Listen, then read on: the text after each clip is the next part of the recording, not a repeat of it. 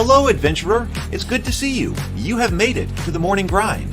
Welcome, welcome. It's the live stream at the beginning of the Geekverse, where we talk about all types of topics in geekdom, gaming, and fantasy, with an emphasis on being constructive and creating the things that we want to exist in the world. It's all on the grind, Sizemore. Can't be too fine, can't be too coarse. That's exactly right. There are a lot of adventures to be had today. Dungeons to explore and monsters to slay, and who knows what a random encounter might send our way. That's why we have to prepare, so settle in now for the morning grind with your favorite beverage in hand. Tea? Or maybe something a little stronger. I've got a few bottles of the old Wynyard left. Whatever you want. Pull up a chair. Dude. If you're feeling fancy, how about a cappuccino? Or a frappuccino? Or how about an espresso? Just tea, thank you. Sounds good to me, Gandalf. Whatever you want. I'm just glad you're here. Everyone is welcome. You can just watch if you want. You don't have to worship anything you don't want to worship. Thank you, Mike. But be forewarned. Sometimes we get really strange characters around here. Wait, what's that you say? Why can't you come and be a part of the stream? My wife would disown me. Oh no, I bet she'll be fine with it. Come on in. Am I scared for my safety? No. What are we supposed to do? Everybody do the secret handshake.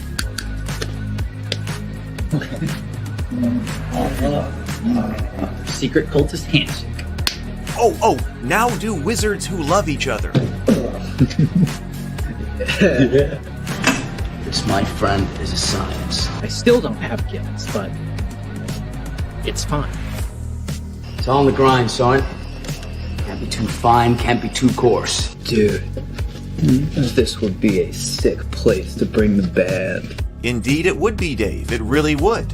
I'm seeing more people coming in. Welcome. Glad to have you here. Oh, look, here's someone new.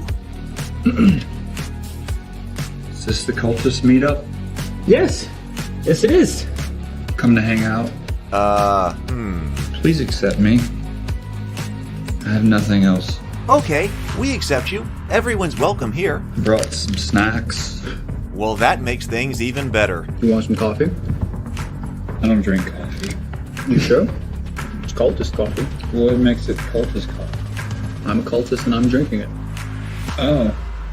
Then I'll have some. What exactly is going on here? I'm seeing more people coming in. Welcome. It's so great to have you. Oh, and look, here comes another stranger. Can we help you? Yes, fellow cultists. I could really use some food. Oh yeah? Welcome. We have donuts. Oh, it's me. I'm glad I'm here. I'm sure you have a few questions for me, though. What's your name? Who do you work for? What god do you worship? Great questions, Rob. I'm Steve King, and I worship Nyarlathotep. No, not really. I'm just Heath, and I won't be worshiping anything this morning. But I will be your host. Welcome to the office. We're going to have a great time. I've got my coffee ready, because now it's time for the morning grind. If you could become a fish, that would be amazing. Then I could command you with my mental fish powers. Hey, good morning, everyone. Good morning. It is great to see you again here this morning. I am sorry about yesterday, but I took the day off. I could not do it. So I haven't missed many days. And I hate missing morning grinds, but sometimes I just can't do it. So yesterday was one of those mornings. I was completely unproductive on Sunday. I was trying to get writing done, and I got basically none of it done. And I just realized that probably meant that I was just forcing myself to it reached a limit on productivity and forcing myself too hard. And so followed up Sunday then with just kind of a fun day yesterday. So I think that was a recharge. Chilling was needed. Recharge was needed. So let's see here. Let's see. Good morning, James. Good morning. Yes, Sable Feet. This is one that I've been meaning to look at for a while. The 10 Candles RPG. I've been meaning to look at it for a while. And Sable Phoenix has also recommended it. So this one has been on the list for a while. So I'm glad we are getting it taken care of. Zero the Blade. Finally, a good morning. Feels like a good morning. I think it's a fairly lightweight kind of thing. So this seems like a good one to go through today. I've still got some heavier stuff on this list. This, multi-day heavier stuff. I just got to get in the right mindset for those.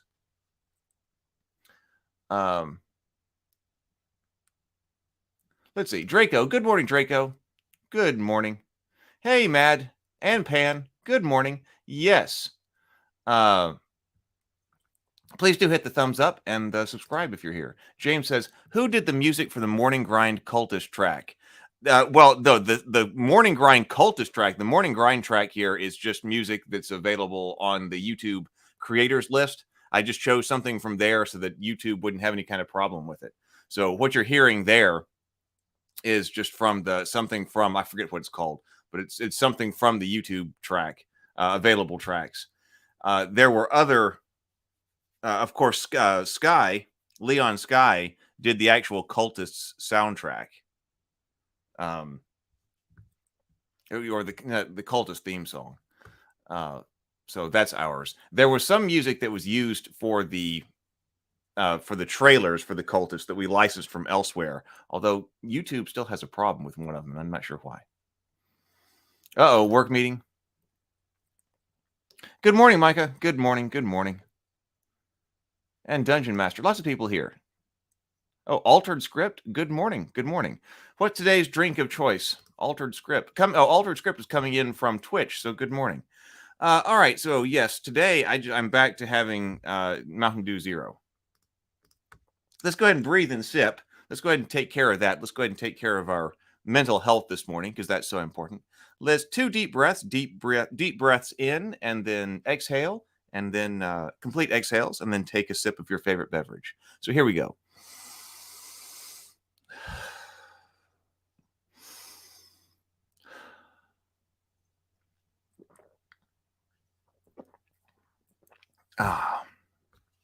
Well, water is a good choice. Water is definitely a good choice. One thing I did do yesterday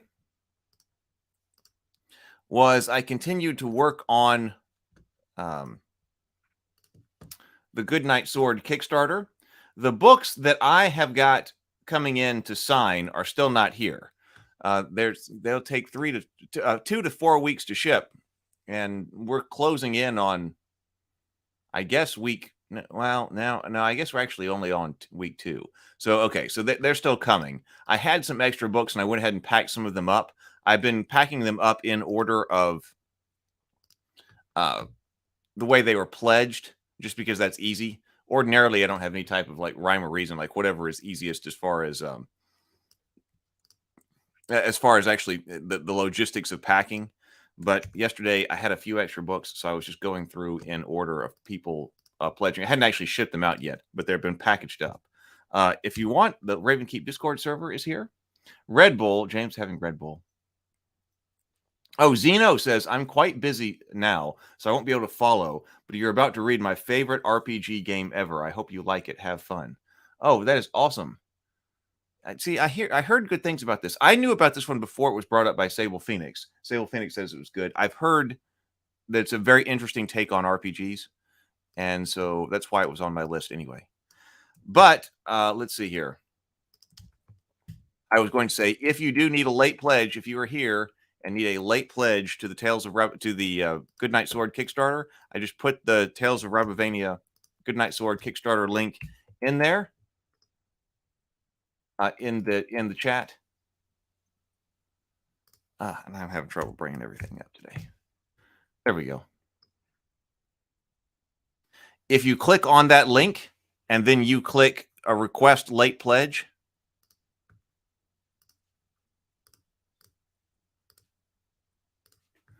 I am still taking late pledges. I sent out some invoices also yesterday for people who were coming in late. So I'm planning on holding this up. Gee, trying to find the right windows. Okay. I was sending out some invoices yesterday. So if you need a late pledge for Goodnight Sword, that is my takeoff of Goodnight Moon. It's the first published book out in Rabavania, a world of chivalry, gallantry, chivalry, and rabbits based on the classic story Goodnight Moon. So if you need that, please do hit request late pledge. I'm going to hold that link open until probably Friday. because that's when Kickstarter will finalize all of the funds and it will come to me anyway. So I'll hold that open probably until Friday, maybe a little longer, but probably till Friday, and then we will be wrapping up the Goodnight Sword Kickstarter. So, and also do, of course, the embed link for the animated audiobook is there. Zero the Blade, yes, if you have not filled out the survey, please do. Basically, the survey just was requesting your address. If you have not filled that out, please do. That way I have your address. I was printing out address labels yesterday as well for the ones that I have to ship out. And then if you're not getting a signed copy, it will ship directly. And so I need that because I will probably put in those orders for those books probably Friday over the weekend, something like that. So right here at the end. So if you have not answered your survey, please do. And that way I've got your address because it is time for these things to ship. Some Drooge bag, got it, says, hey, glad I caught you live. 10 Candles is a neat game that really creates a dark emotional mood. All right, let's get started with it then. So here's to you. Who are we seeing new in the chat today? That's from YouTube. Some, you're new in the chat, so here's to you, some. Oh, Dungeon Master says, I hope someday you read the 3rd edition Apocalypse Stone book. It's about ending your campaign world with different scenarios, beings, and it's fascinating. I have never heard of that one. Let me make a note of that. I have never heard of that one. Apocalypse Stone. I've never heard of it, but note taken. Okay, let's go over here and let's look at 10 Candles. I'm going to take this down.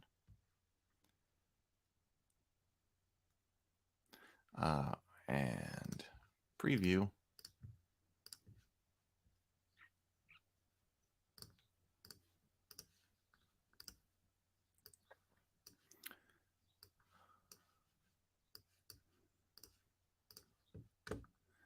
All right.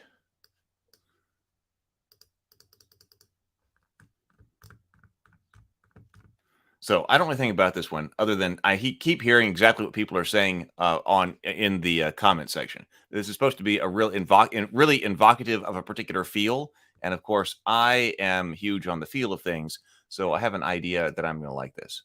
So we will see here. All right, so 10 Candles, a role-playing game of tragic horror. Stephen Dewey. 10 Candles, a storytelling game of tragic horror.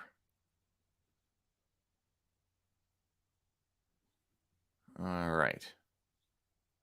So it says, safety disclaimer, 10 Candles suggests the use of candles as part of your gaming experience. The use of candles and fire is dangerous and can cause injury, property damage, and death.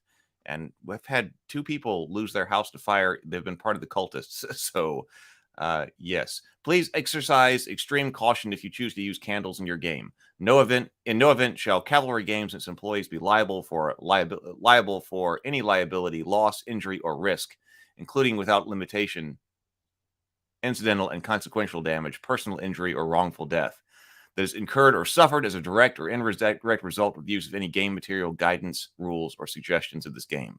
Please play responsibly. Fire bad. Okay. So, I don't even know if you have a character sheet in this. So, contents. That's the end of things. Here there is light, what you need to know, how you must prepare, what is to come, what you are made of, how you are formed. Here there is shadow, how it begins, that which stands against, that which is true. Here there is darkness, how to end the world, how this all came to be, when you must watch, when you must act. They who have come, how it must end. Appendix 1 modules, Appendix 2 bonus modules. These things are true. The world is dark and we are alive.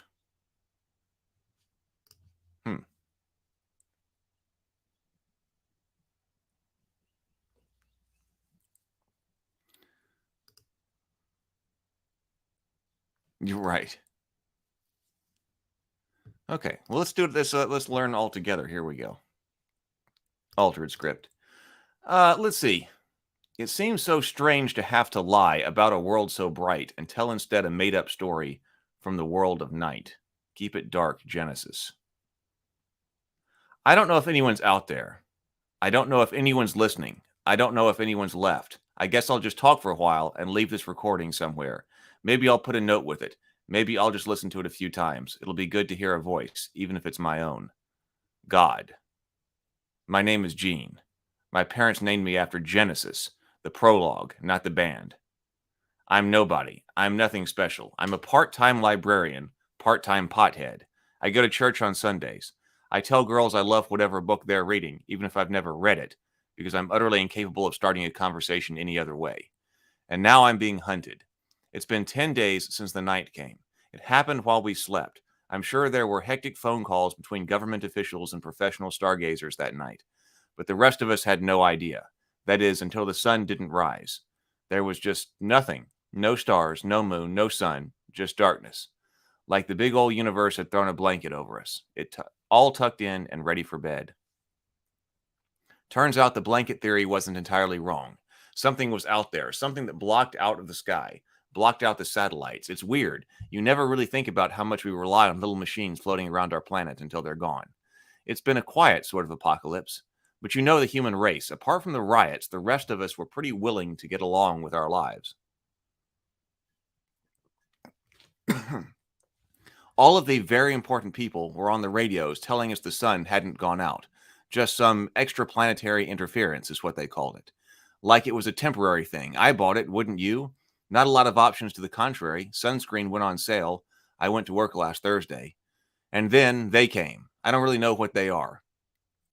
I don't think anyone does. Sam used to joke, should say, if only they were zombies. I had a plan for zombies.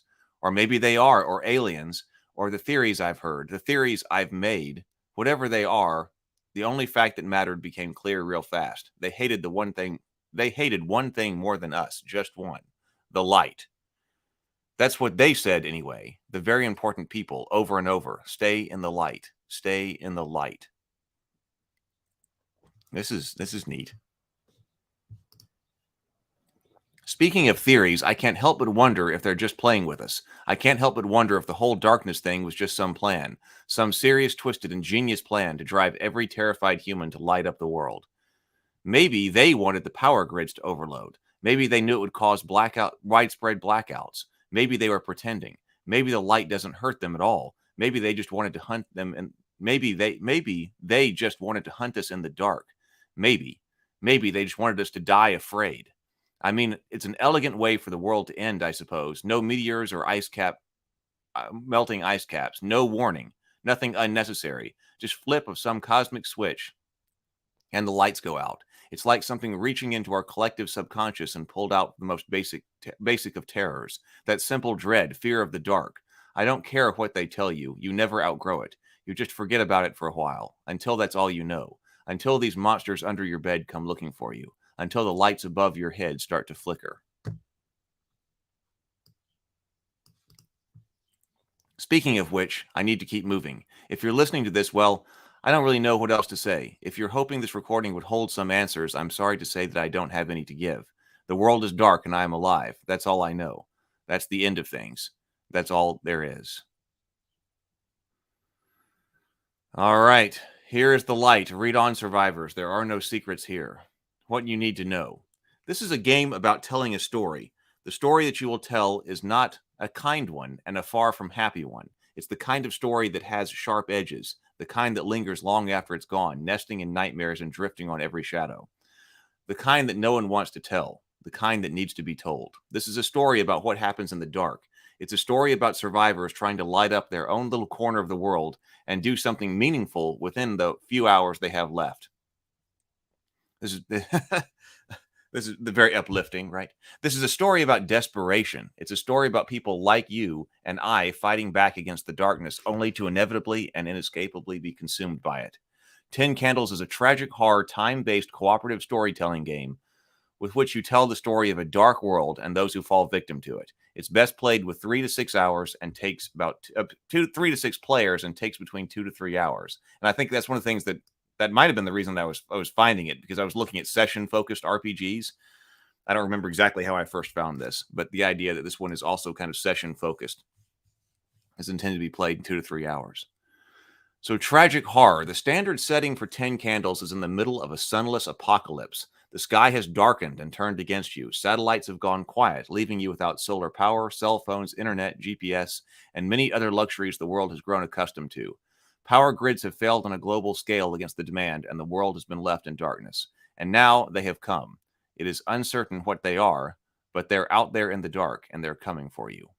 10 Candles is a tragic horror rather than survival horror because of the similarities in feel and theme for one important reason. In a survival horror game, there's a chance you might make it through, a hope that you might beat the odds and win. 10 Candles is not a game you can win. It's not about whether the characters fall into the darkness or emerge as survivors. There are no survivors, not here. Everyone will die in the final scene, without question or quarrel. Instead, it provides the stage upon which you will act out the final hours in the lives of your characters who are destined to die. You will see them, so dealing with death, an important part of this. You will see them pushed to the very brink of terror, madness, and sorrow. It's a game about loss, but it's also a game about hope. Though all of this, you must remember this. Though you know your characters will die, you must have hope that they will survive.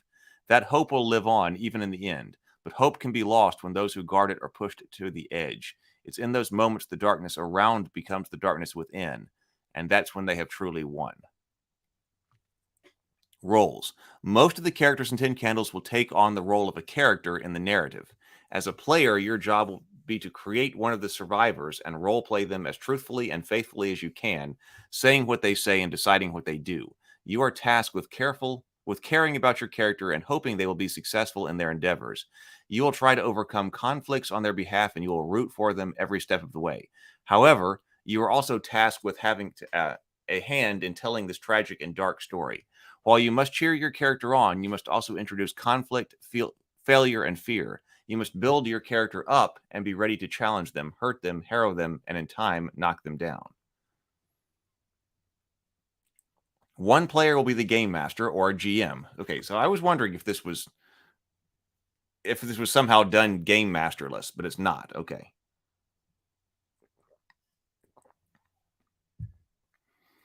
The GM will handle the majority of the story's narration, control them, that's the big T, them, describe the environments, call for conflict, and act as additional characters that emerge out of the story.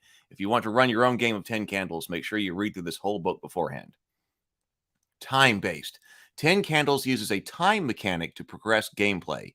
10 tea-light candles provide the light, preferably the only light, the game is played by. During play, every failed conflict darkens a candle and advances the story on for the next scene, bringing the game one step closer to its fatal conclusion. When only one candle is left lit, the final scene begins, and one by one the characters will perish. Even if the players do not fail a single conflict, in time the candles will darken on their own. The end always comes, one way or another. Cooperative storytelling. 10 Candles is a tabletop role-playing game that focuses around shared narrative control. Rather than one player or the GM having complete control of the story, everyone will share the mantle of storyteller and contribute to the narrative. Even though the GM will act as the narrator while the players seek salvation for their characters, everyone has an equal hand at telling this dark story. Good luck. Well, it sounds cool. Dungeon Master says, this sounds like my jam. James says, I like knowing that you're going to die. It means the narrative will be focused on meaningful character interaction and legacy. I find those are really effective narration devices, especially dealing with death. Okay, how you must prepare. You will need the following items to play. 10 tea light candles with something to light them, a pack of index cards, some black markers, 10 six-sided dice of one color. So 10 six-sided dice, a handful of six-sided dice per player of another color, a fireproof bowl, and a voice recorder. Wow, interesting. Most smartphones have a built-in voice recorder application, though any digital voice recorder will work. 10, this sounds cool. Only 10 Candles is played around a table in the dark. Ideally, the only light you will play by are the tea light candles. The darker you can make your play area, the better. Place the bowl in the center of the table and the candles in a circle around it. Give 5 index cards and a marker to each player. The GM will need an index card as well. Finally, put 10 dice of one color where the player can reach and set aside the remaining dice for now. Before we go any further, I want to acquaint you with some of the symbols we'll be using to organize this rulebook.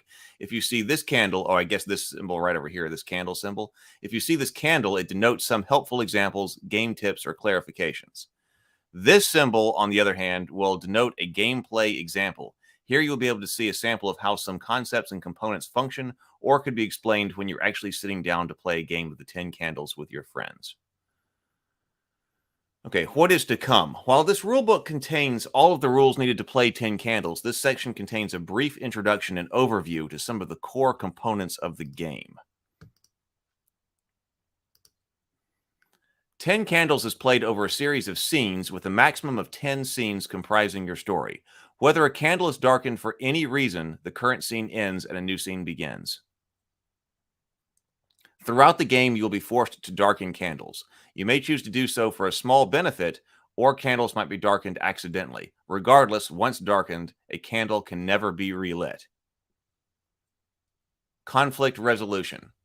While we will discuss the conflict resolution system in more detail later, see that which stands against, page 34, you should be aware of a brief overview before diving into character creation section coming up. This is a short book, I think, so we'll just go through it from the beginning to end rather than hopping around like we normally do. So I think it's short, so let's just go through it. But here's the quick version. At least we're getting some conflict resolution right here. The players have a communal pool of dice, the 10 like-colored dice, which they will roll to resolve conflicts. Whenever a player attempts an action that has an unclear outcome, if any of the dice, even just one, lands on a 6, the conflict is successful. However, all of the dice which land on 1 are lost for the remainder of the scene. If none of the dice land on a 6, the conflict fails, and a candle is darkened, advancing play to the next scene. Oh, if none of the dice land on 6, the conflict fails and a candle is darkened, advancing play to the next scene. Between scenes, this communal pool of dice will refill, but grow smaller in size. The GM will be rolling dice as well, but not in opposition or trying to counter the character's actions. Instead, the GM will be trying to rolling to try and win narrative control over the outcome of the conflict, with whoever rolled the most 6s getting to narrate the conflict's resolution. I have to see an example of that. That kind of reminds me of what was the game that was like the sitcom RPG?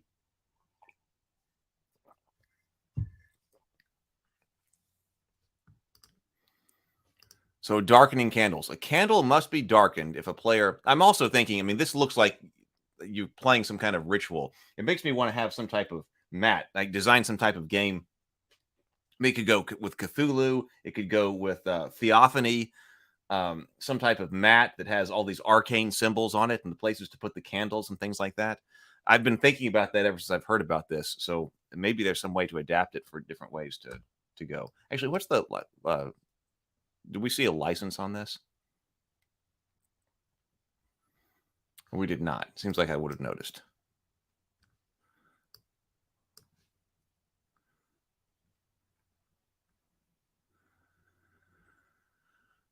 Okay. Darkening candles. A candle must be darkened if a player fails a conflict roll. A player may also choose to darken a candle after a successful conflict roll in which they would lose narration rights in order to seize narrative control from the GM.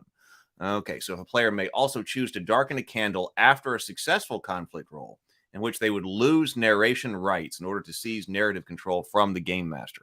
When only one candle remains, the game enters the last stand, but this is the GM's domain and shall be left to later discussions of darkness. Changing scenes. Anytime a candle darkens and a new scene begins, 2 events occur. The first is that everyone will collectively speak new truths through the establishing truths phase, that which is true, page 45. The second is that the communal pool of players' dice refills up to the number of currently lit candles. Through the establishing truths phase of play, you will have the opportunity to move the action forward. Each destinations, find other survivors, acquire much needed equipment, or otherwise simply move the narrative along. Moving forward. During each scene, the GM will serve as a storyteller and mediator. They will set the scene, establish the environment, introduce dangers, provoke challenges, and instigate conflicts. Players will also assume the roles of characters, gathering supplies, seeking shelter, live moments, and generally try to stay alive as far away from the darkness as possible. Together, the story will be told. See, it seems like it would be cool to have like a storytelling deck. You know, I like cards, but it seems to be cool to have like a storytelling deck that would help generate this kind of story. Kind of like how It's Not My Fault had a very small and kind of primitive storytelling deck, but it was there. I wonder if something like that you could use in this. What you're made of. Okay, so this must be character creation here. Characters are composed of traits, a moment, and a brink, the aspects which define them and provide a foundation for the journey to come. These characteristics will be written on index cards for reference and used throughout the game. They represent who the characters are, what they are going, where they are going, what they are capable of. Traits. Traits describe who your character is. While these commonly denote personality traits, they can also define physical characteristics, skills, or knowledge a character has. Each character has a positive trait or virtue and a negative trait or vice. So you have a virtue and a vice. Traits can be burned. Traits can be burned in order to reroll all dice which come up a 1 in a conflict, potentially salvaging a failed roll, or in order to lose fewer dice on a successful roll. Traits can be burned. So it's like invoking it in Fate, I guess, but permanently invoking it. Moment. Every moment details an event that will happen over the course of your game session. Each character has their own moment in which they will have a chance to find hope in the darkness for the world. Hope is available for all who seek it, while some may cling to it after their final breath. Others may lose sight of it in the dark, and some may never find it at all. If a moment is lived successfully, you gain a hope die. Hope dice are used when you make conflict rolls and succeed on a 5 or a 6. Brink. Brinks are hidden traits which only interplay once characters become exhausted and pushed to the limit. They are dark, dangerous, and deadly traits which represent the extreme means and measures that your character is capable of succumbing to when pushed to the brink. Brinks may be embraced to re-roll your entire dice pool.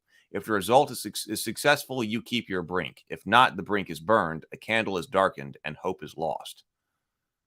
So brinks may be embraced to re-roll your entire dice pool. If it's successful, you keep your brink. If not, brink is burned, candle is darkened, and hope is lost. Your brink cannot be called upon until your moment has passed and all your traits are gone. Only when everything else is literally burned away, lost to the ashes like a candle burning down inch by inch, will your character truly discover who they are and what darkness they are capable of. I wish I had thought of this. That sounds pretty cool. Okay, so burning. Traits, moments, and brinks are all temporary things. Once you use it, wait, what was a moment? Every moment details an event that will happen over the course of your game session. Each character has their own moment in which they will have a chance to find hope in the darkness of the world.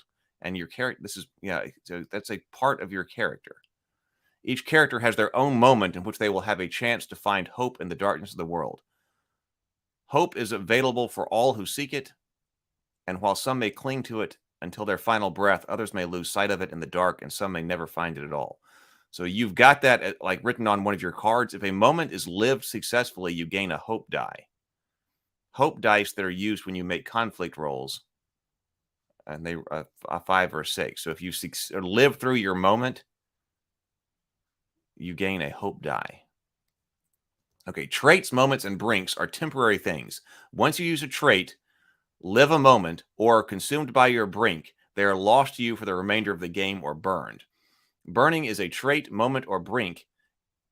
Burning a trait, moment, or brink is not just a thematic way to describe its loss, but a literal instruction. In order to expend them, you must burn them. Set the appropriate index card ablaze on one of the tea lights and place it in the fireproof bowl and watch it burn away safely. In the meantime, try to find some comfort in the short flare of light. Though you may be burning away piece by piece, perhaps you can at least find some comfort there in a momentary respite from the shadows. Probably not, but perhaps.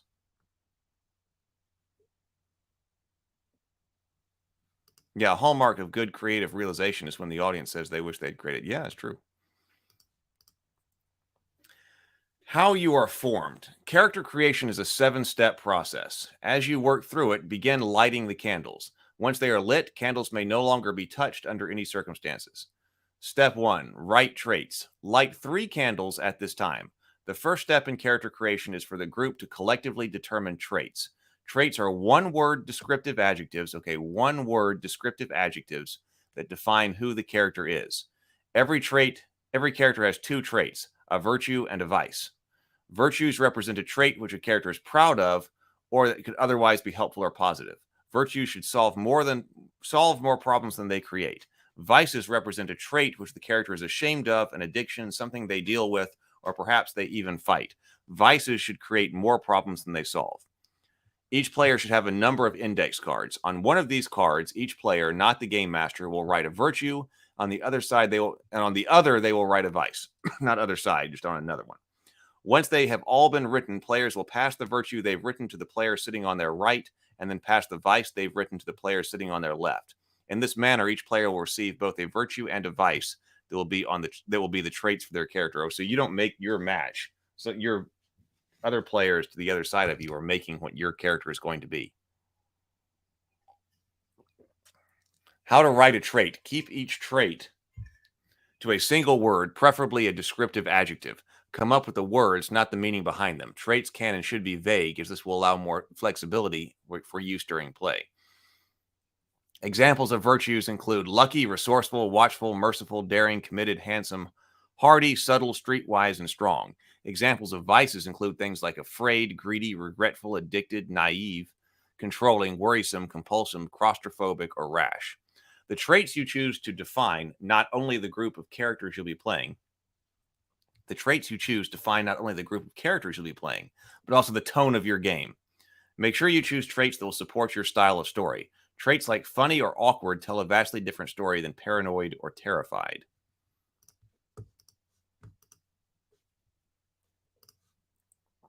This would be a cool game to play while camping. The campfire is the last candle. When the game ends, you go to bed. Playing outside like that would be pretty cool.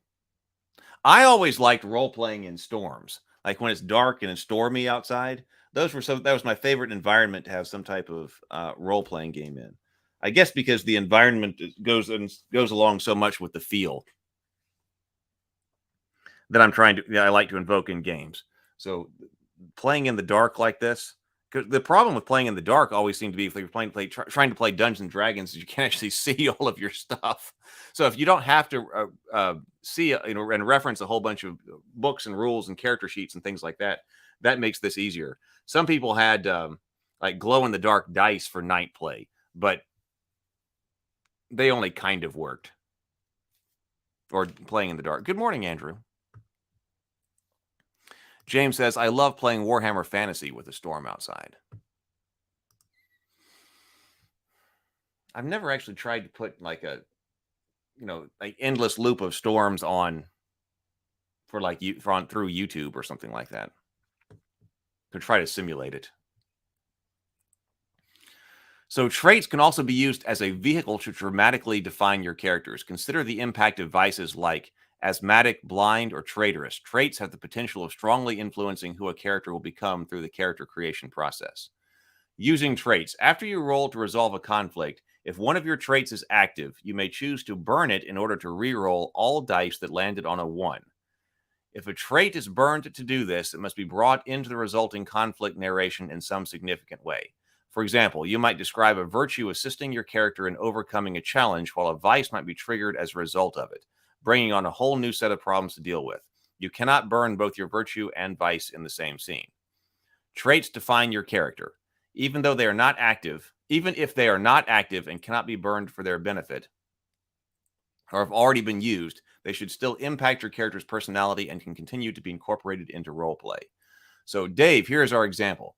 Dave is running a game for Karen, Tobin, and Justin. They are starting character creation, and Dave has just lit the first 3 candles. Dave, okay, the first step here is for us to create traits. Everyone take 2 of your index cards. On one of them, go ahead and write virtue up in one of the corners, and the other one you can write vice. On each of these, you're going to write a trait. A one-word descriptor of a character. The virtue should be positive, like generous or brave, something that will fix problems rather than create them. The vices should be the opposite, something negative that the characters struggle with. Don't worry about the module we'll be running quite yet. I'll go over the background for tonight's session in just a little bit. For now, we're creating the basic traits for our characters. Karen, I was thinking about having a doctor on the team. Could I write doctor as a virtue? That's probably for the best because I definitely plan on getting injured. No, Tobin says that. That's probably for the best because I definitely plan on getting injured. I was thinking about making a soldier or something like sharpshooter as my virtue. Dave says, those would both be fine traits. However, you can make them even more vague if you want to. For example, instead of doctor, you could put caring, intelligent, or studied. Instead of sharpshooter, you could put steady or unstoppable. Even fighter gives a little bit more flexibility. You can be specific, but it might box someone into a corner later on.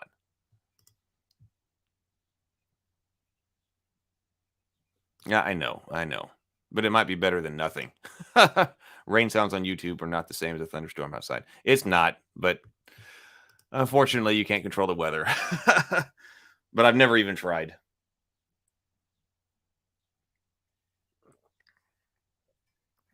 Justin says, I've got my virtue. I went for charismatic. The vice is a little trickier, though. I was thinking of playing an alcoholic, so would I just write alcoholic? You could. Vices can be a little more specific. They can be negative personality traits or real issues the character struggles with. An addiction, illness, or injury, something they fight with that causes them problems. Karen says, what about something a little more dramatic for a vice, like lonely or lost? Both doable. I like lost because it could go for a lot of different ways during the game. But anything can work that makes things difficult for the character or would show them some weakness in the others. If it winds up making more problems for the group, all the better. All right, so what do we have? So Tobin has steady and regretful. Karen, caring and lost. Justin says charismatic and alcoholic. Dave says, sounds great. Now I hope you weren't too attached to those. Everyone pass your virtue to the right and your vice to the left. These will be your traits for the game. So Tobin gets caring and alcoholic. Justin gets steady and lost. Karen gets charismatic and regretful. All right, step 2, introducing the module. Once all of the players have their traits, the GM should read the session module. The module establishes the setting and storyline for the session, as well as possible goals that could be accomplished or destinations that could be reached. The module reads a bit like a mission briefing, and a large number of sample modules can be found in the appendix. Okay, so that's great. A large number of them are in the appendix. Excellent. Dave says, you all know the basics. 10 days ago, the world went dark. 5 days ago, they came. Here's your module for tonight. Lights at the lake. All right, so what does this say? The fallout shelter was only meant to be temporary. The high school's gymnasium was just a meeting place, some basic supplies, cots, and company while waiting for rescue. The generator was old, as was the company, and it wasn't long before they both started to go. Folks started to vanish straight out of the hallways whenever the lights would flicker out for too long. Oh, folks started to vanish straight out of the hallways whenever the lights would flicker for too long. Of the 80-odd people that once gathered here, now only a few of you remain, huddled close on cots as the lights above you flicker dangerously low.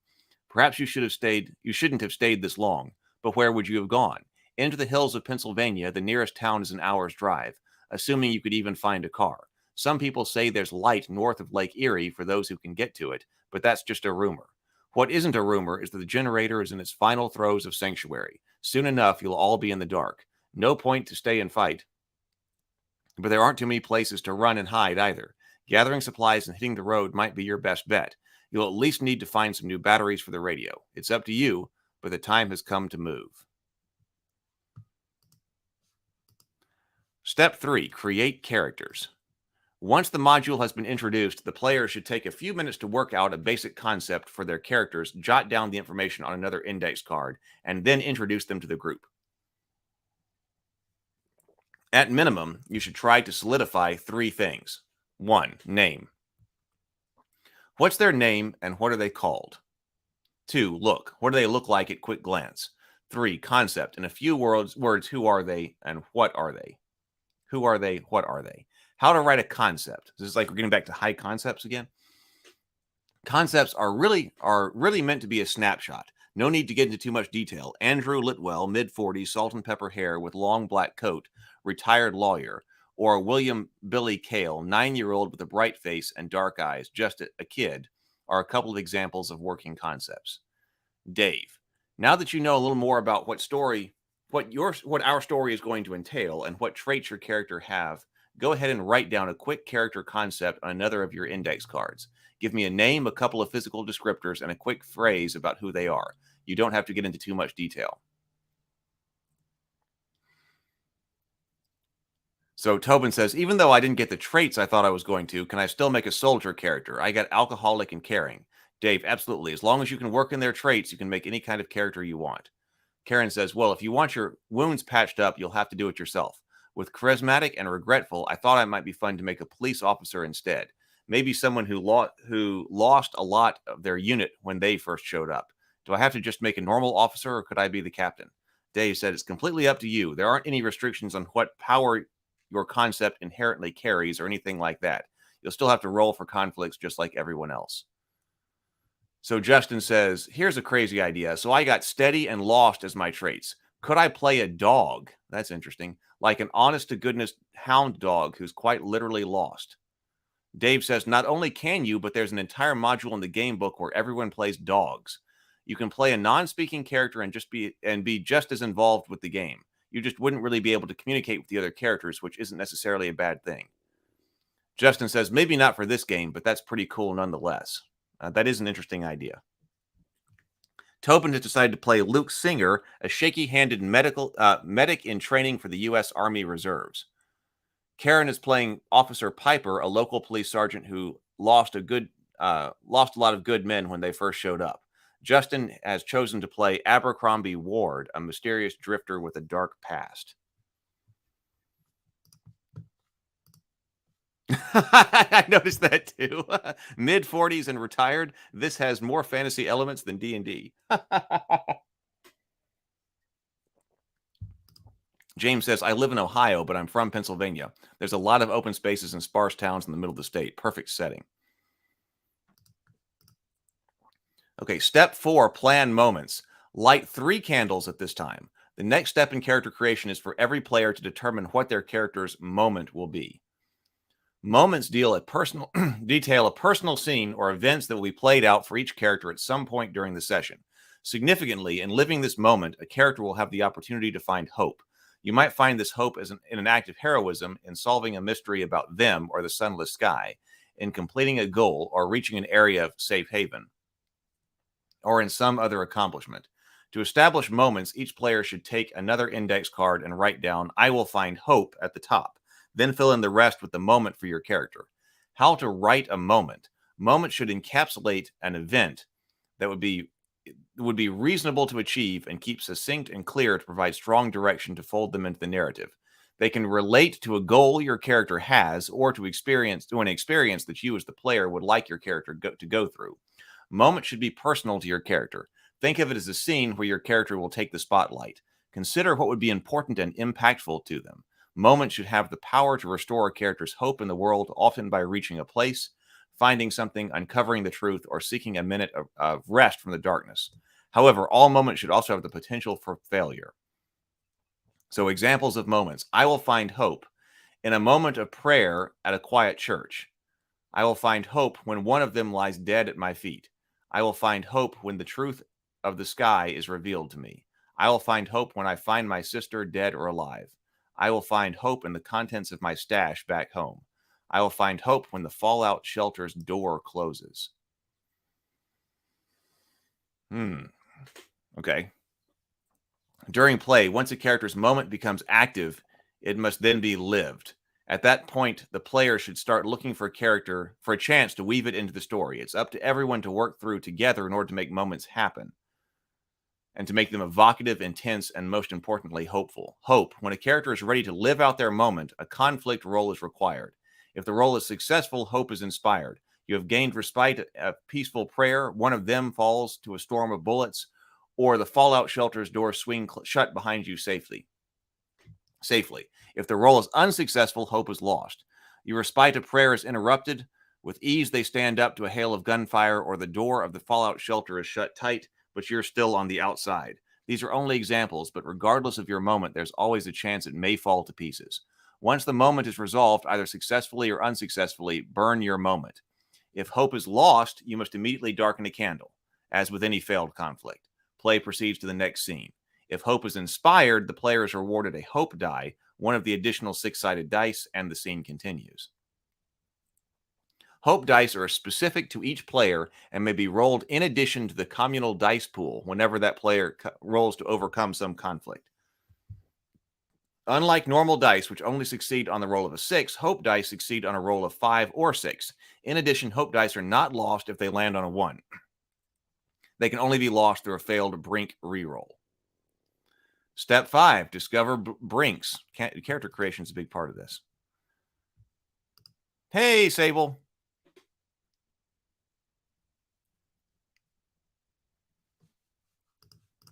Glad you made it. Okay, so light 10 candles at this time. Light 3 candles at this time. At this point, everyone should have a good idea of the characters at the table, who they are, why they're here, what's going on, and maybe even the traits and future hopeful moments of your fellow survivors. For the next piece of character creation, every character, as well as your GM, should have one last index card. On these cards, you will write your brinks. Writing a brink is much like writing a trait. However, instead of describing who your character is, brinks describe what your character is capable of. Rather than representing the characters as they are, brinks are hidden traits which show up when the character what the character may become when pushed to the edge of fear, hopelessness, and desperation. When everything else is burned away, a character's brink is their last dark refuge. Whether a character will embrace their brink or eschew its temptations and refuse to give up hope is each player's decision to make. But in the shadows of the apocalypse, even the strong may give into the darkness before inevitably realizing that what they have become, and more importantly, what they have sacrificed.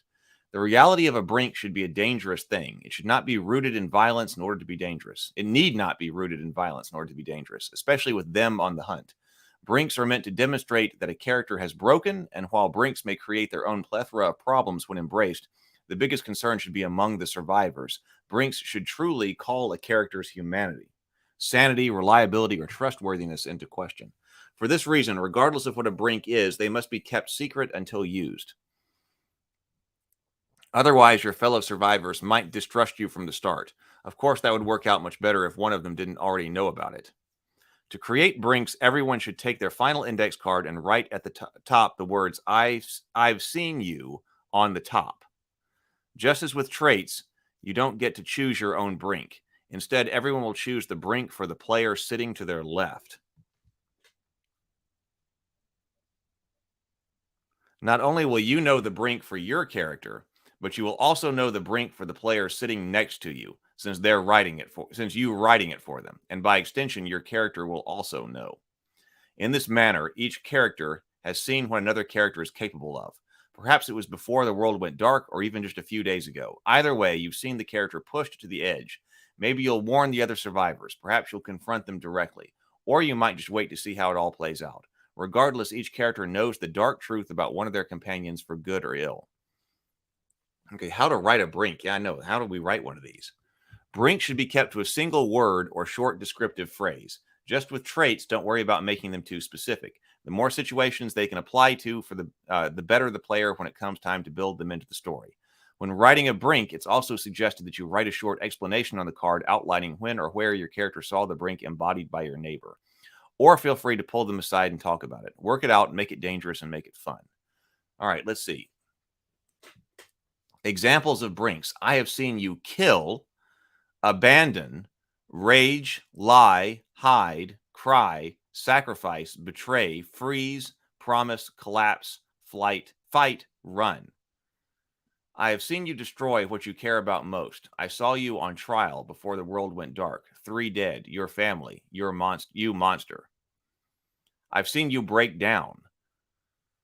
While we were on the run, you lost it over this dead dog. You cried for hours. I almost left you behind. I have seen you worship them. You didn't see me, but I saw you, whispering prayers for them to spare your life. I saw them give you something, but I couldn't make out what it was. Oh, that's creepy.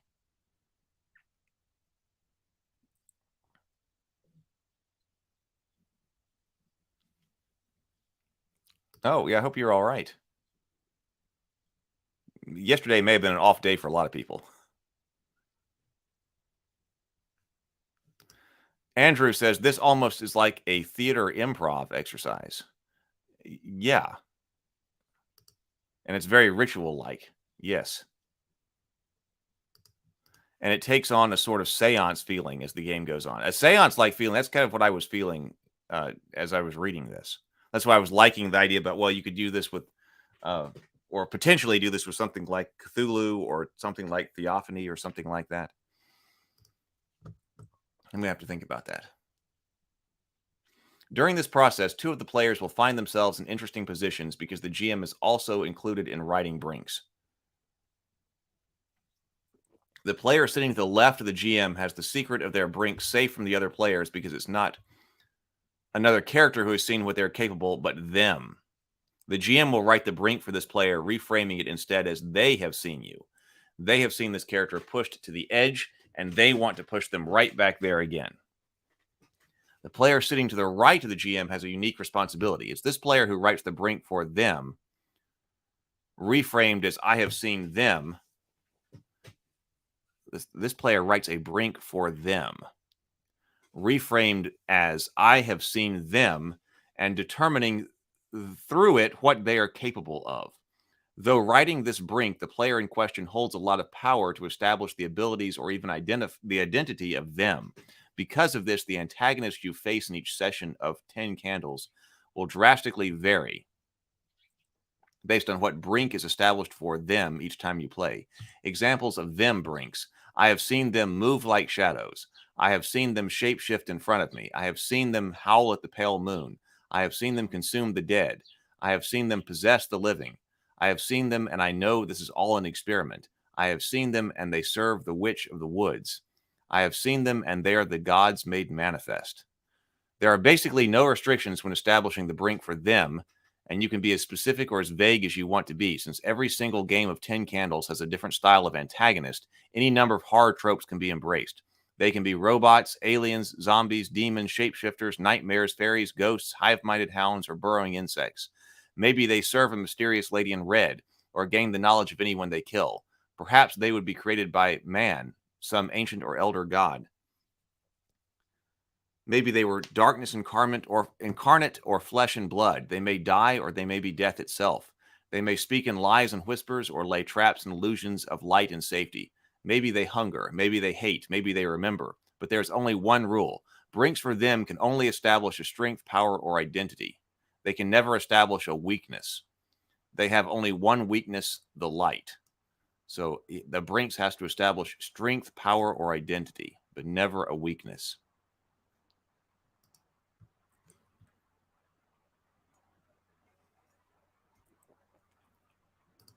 Altered Script says, praying to them sounds like a fascinating brink.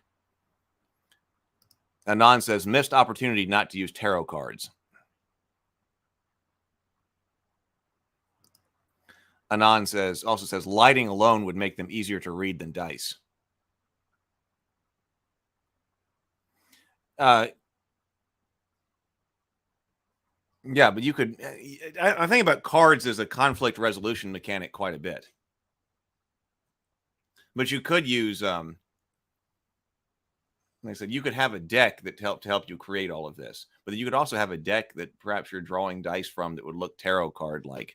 I've thought about that for other things. But embracing brinks.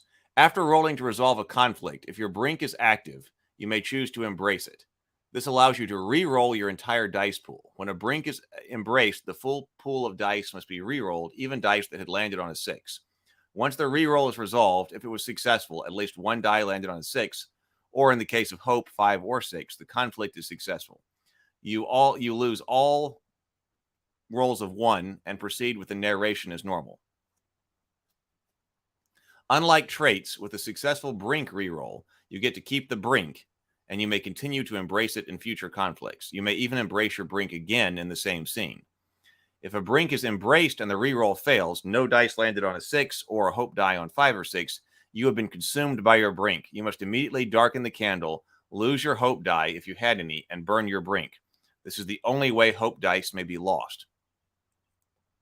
Like with traits, brinks need not be directly tied to overcoming the encounter in order to be used. They just need to be tied into the outcome narration. So Dave says, okay, now everyone can take their last index card and we'll create our brinks. Karen, you will determine what they are capable of, while I get to decide what they've seen Tobin do. Feel free to talk through it, but the actual brink should be kept secret until you are revealed later in the game. Tobin says, how big can we go with these? Can we write brinks in such a way that we establish something as being true about the world? For example, could I write as Justin's brink as, I've seen you throw the world into darkness. I know it was your fault. Dave says, there aren't any real restrictions.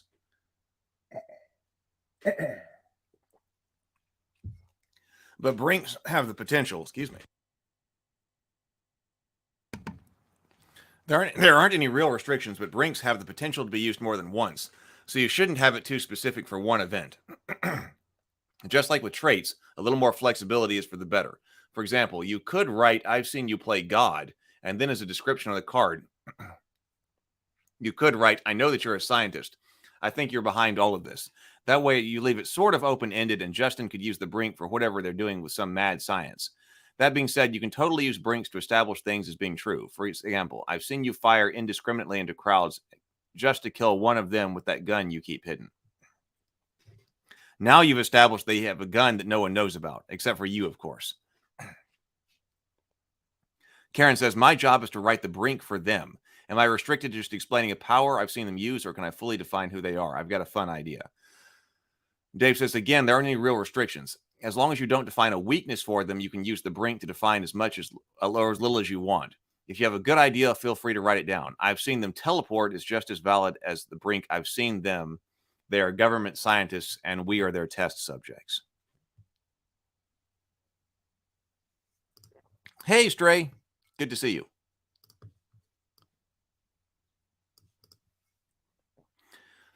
Karen says, if my character knows all about them, what's to stop her from sharing it with the survivors as soon as we start? Dave says, nothing. Feel free. If you trust them all, that is. In all seriousness, though, that information is yours to share. Just remember that we're not in this to win, so it's just we are to tell a really engaging story. If it makes sense in the story for the officer Piper to brief everyone, then go for it. Alternatively, you can always wait for a more dramatic moment in the narrative. It's up to you.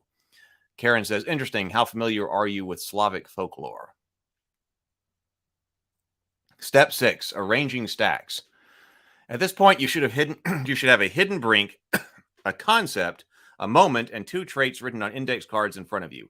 The character should have the GM should have a single brink.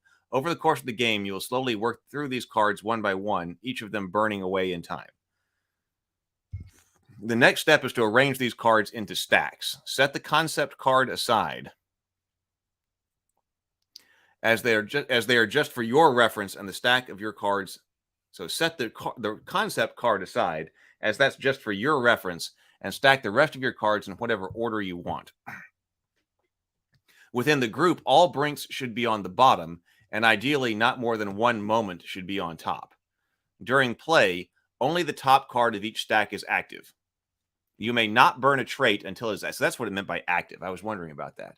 So you have to progress them through in order, not in through some type of order, not including the concept.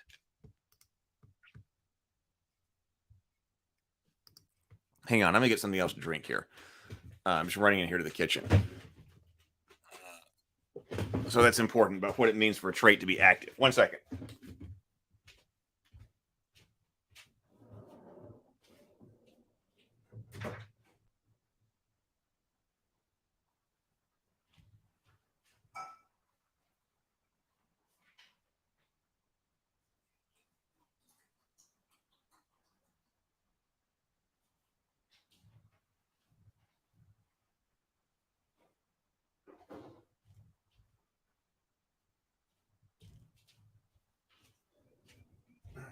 All right.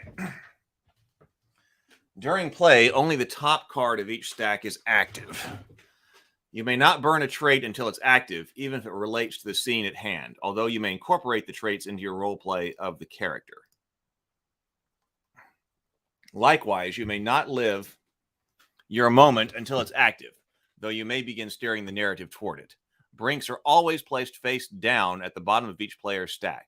Brinks can only be embraced after everything has been burned away, even when we see what you are truly capable of.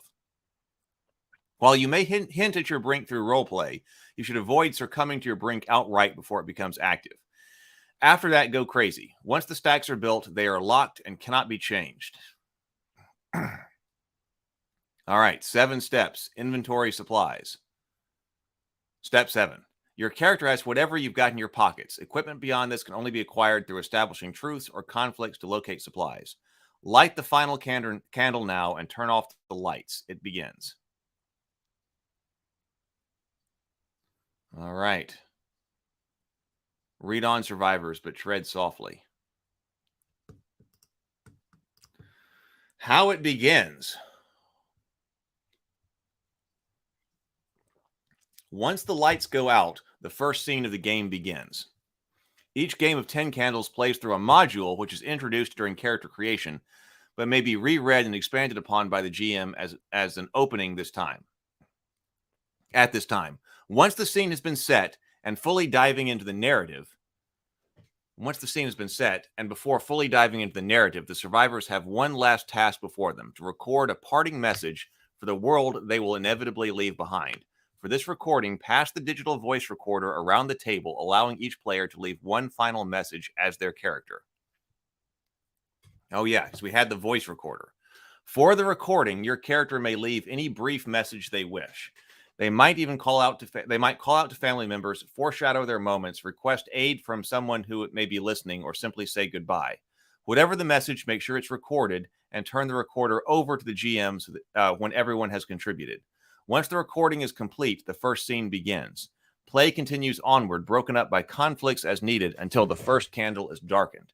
This will transition to the second scene and so on until the game's conclusion. Dave says, all right, lights out and we begin. The high school gymnasium is where you've been keeping yourselves has begun to grow cold. There's a chill in the wind, the sort of chill that digs in deep and settles down to stay a while. The wind whips through the dark school alleys, keening as it does so, almost like some ethereal howl. Winter winds, despite the fact that it is mid-June. Perhaps the sun did go out after all. Regardless, the generator is dying and you've got to move. But before you do, you decide to leave behind a recording, one last mark on the world, just in case someone comes looking, just in case you don't make it out of this. Dave turns on the voice recorder and begins passing it around. Tobin says, this is Private Singer, Luke Singer. I'm a medic with the U.S. Army, and I'm escorting a small group of survivors. We're headed to Lake Erie. Supplies and morale are low. There's a military base near here, Camp Perry. That's where we're headed. If you're hearing this, know the city is abandoned. We're the last ones out. Keep moving. Justin says, name's Ward. Not much to say. I was just passing through when everything came crashing down. It's getting cold. Never liked the cold. Fly south. That's what my bones are telling me, but we're headed north now. I've got a bad feeling. Karen says, Officer Piper, Sergeant of the local police department. I don't really know what to say. You know what? I do. We are here. We are here and we're alive. I don't know what these things are out there, but a lot of good people are dead now because of them. That ends now. We're going to fight back and we're going to win. Karen passes the recorder back to Dave, who turns it off. Dave, perfect. Now let's get started. Tobin says, Ward, Piper, first things first. Let's gather some supplies.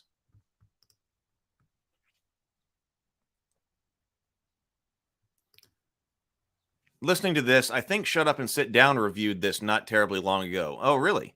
They never review tabletop RPGs and made it a point to say so at the start of their review. They loved it.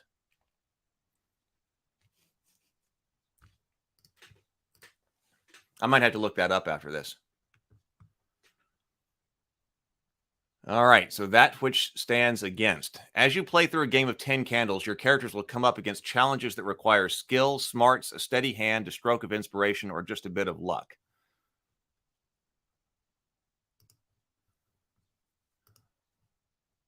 They may kick down doors, round risky corners, or shine the light in the darkness, never entirely sure what they may find.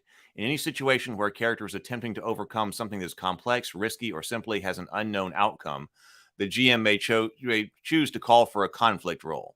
Only one player, the active player, may roll for any given conflict. Typically, whoever suggests the course of action that prompts the conflict, or whoever's character is performing the action. Whoever is opening the door, driving the car, pulling the trigger, etc. Some conflicts, such as searching for supplies, remembering detailed instructions, or fighting against them, may be attempted multiple times by different characters for a variety of outcomes. Each attempt requires its own conflict roll. To resolve conflicts, the active player will roll the communal pool of dice shared by all players. This pool starts the game at 10 six-sided dice and will fluctuate in size as the game progresses, gradually shrinking in size from scene to scene. Once you need to overcome a conflict, roll the communal pool of dice. If any dice lands on a 6, the conflict is successful. If none of the dice land on 6, the conflict has failed. In the case of a successful roll, the players immediately lose all the dice that landed on a 1 from the communal dice pool, except for hope dice, which can only be lost by a failed brink reroll. These dice are set aside for the remainder of the scene. That does say set aside for the remainder of the scene. They may come back next scene. And in the case of a failed roll, a candle is darkened, and the communal pool of dice is refilled, but only up to the number of now lit candles for the new scene. The remaining dice are transferred to the GM's dice pool. Okay, no, we have a GM's dice pool as well. Okay, what do you notice? Whenever a player makes a conflict roll, the GM also rolls the dice in their pool if they have any. This pool starts at 0 six-sided dice and will fluctuate in size as the game proceeds, gradually increasing in size from scene to scene. The GM does not roll to succeed or fail at conflicts. Only the players can succeed or fail, and only the players roll to overcome conflicts. Instead, the GM rolls to try and win narration rights over the conflict's outcome. Whoever rolls the most 6s wins narration rights and gets to narrate what the success or failure looks like. Narration rights. When you win narration rights, it means the power is in your hands to describe what happens as a result of the conflict. For example, winning narration rights while kicking in a door would allow you to narrate what you find on the other side. If you were stabbing one of them with a wooden stake, you would get to say what happened as a result. Keep the narration simple, reasonable, and interesting. Keep in mind, no one is playing to win. You're playing to tell a good story. When determining the winner of narration rights, ties always break in favor of the GM, and the GM always narrates in the case of a failed conflict.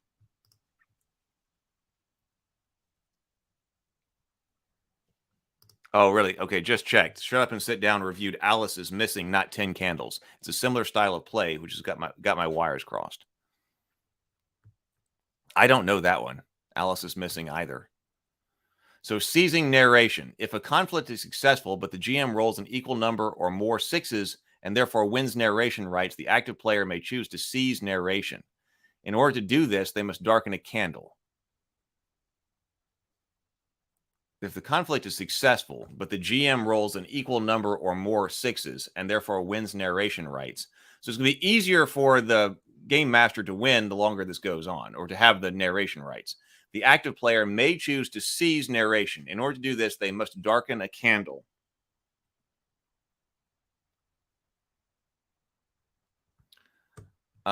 This does not cause the conflict to fail. Instead, it wins narration rights for the player, and they may narrate the outcome of the successful conflict. However, this does end the scene, as darkened candles usually do. Hope dice. If you have successfully lived a moment, you earn a hope die, which can be rolled as part of the communal pool of dice whenever you're rolling an outcome for the conflict. Unlike normal dice, which only succeed on a 6, they are 5 and 6. We've seen that before. Even if a hope die lands on 1, it is not lost. Hope dice can only be lost as a result of a failed brink roll. As a note, even though hope dice succeed on 5 or 6, only rolls of 6 count toward winning narration rights, just like normal dice. Okay, that's an important note, too. Dire conflicts. The GM may label any conflict as a dire conflict if failure would result in lethal or ruinous consequences for the characters involved. For example, jumping out of the way of an attack or diving from a moving car before it plummets off a cliff could be both considered dire conflicts. If the conflict roll is unsuccessful, as with all conflicts, a candle is darkened and the GM narrates the very likely severe outcome. Oh, so a dire conflict, it's like a way to end a scene like this is coming up. If it's unsuccessful, candle immediately darkened. Labeling a conflict dire indicates the stakes are much higher and that a failed roll may result in characters becoming gravely injured, the group being separated, the loss of vital equipment, or any number of heavy consequences. In addition, any player, not just the active player, may, if they deem it thematically appropriate, choose to have their character die as a result of the failed dire conflict. In this case, the candle is still darkened, but the player who made the sacrifice wins narration rights over the failed conflict, as well as their character's death. A voluntary death in this manner is the only time when a player may narrate the results of a failed conflict. Martyrdom. If a character sacrifices themselves as part of a failed dire conflict in such a way that they die heroically, in assistance to their fellow survivors or for the greater good, they may grant their hope die, if they have earned one, to another survivor who is especially inspired by the selfless act. Moving forward, this player may then roll this hope die as if it were theirs, in addition to any other hope die they are already rolling. After a conflict roll has been made, but before the result is narrated, there are a few tools players can use to re-roll dice or alter the outcome. Okay, burn a trait. If a player has rolled for the conflict, has an active trait, and rolled at least 1-1, they may burn the trait in order to re-roll all the dice which landed on 1. When burned, a trait must be worked into the narration of the conflict and the roleplay outcome for good or ill. A player may not use both of their traits for the same scene. Embrace a brink. If the player who rolled the conflict has an active brink and has rolled such that they will either fail the conflict or lose narration rights, they may embrace their brink in order to re-roll their entire dice pool. If the roll succeeds, play continues. If the re-roll fails, the brink is burned, their hope dice are lost, and a candle is darkened, with play proceeding to the next scene. When embraced, a brink must be worked into narration of the conflict and roleplay outcome. When embraced, a brink must be worked into the narration of the conflict and the roleplay outcome. So long as your rerolls do not fail, you may continue to embrace your brink for conflicts and may use it to any number of times per scene. So Dave says, soon the high school gymnasium is far behind you. The bus you've commandeered is not running nearly as well as you'd like, and neither the gas gauge is broken or you're running on empty.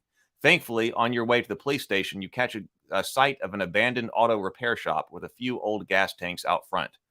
Karen says, I'm going to pull the bus in. Maybe we can get some supplies here too. Justin says, why are we stopping, Piper? Thought we were just going to load up at the station.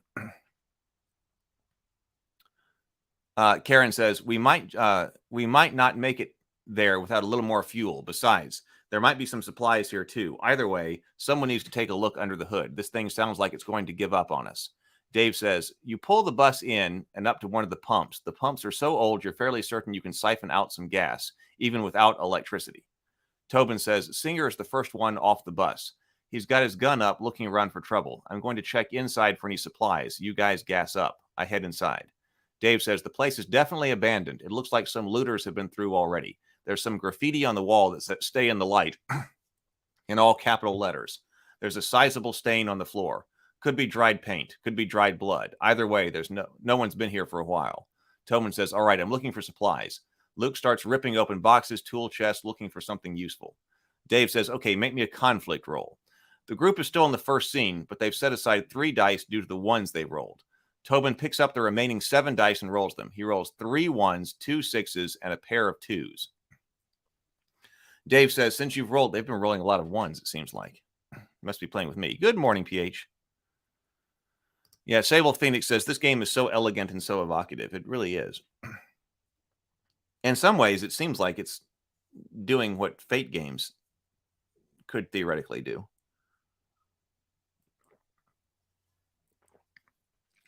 Yeah, this one's very interesting. There hasn't been we've just been going through it. But it sounds really cool. It sounds really cool. I definitely want to try it out. Okay, so since you rolled at least 1 6, the conflict is successful, so you're going to find some supplies. However, since you rolled 3 1s, you'll lose those dice out of the communal dice pool, and we'll set those aside for the rest of the scene. Justin says, rough. That will drop us to just 4 dice left over. Fixing the bus suddenly seems unlikely. So he rolled for supplies and rolling for the bus. Tobin, I do have an active trait. I have my alcoholic trait right at the top of my stack, so that means I can use it, right? Though I'm not sure how being an alcoholic will help me find supplies. Dave says, yep, since your trait is at the top of the stack, it's active and you could use it.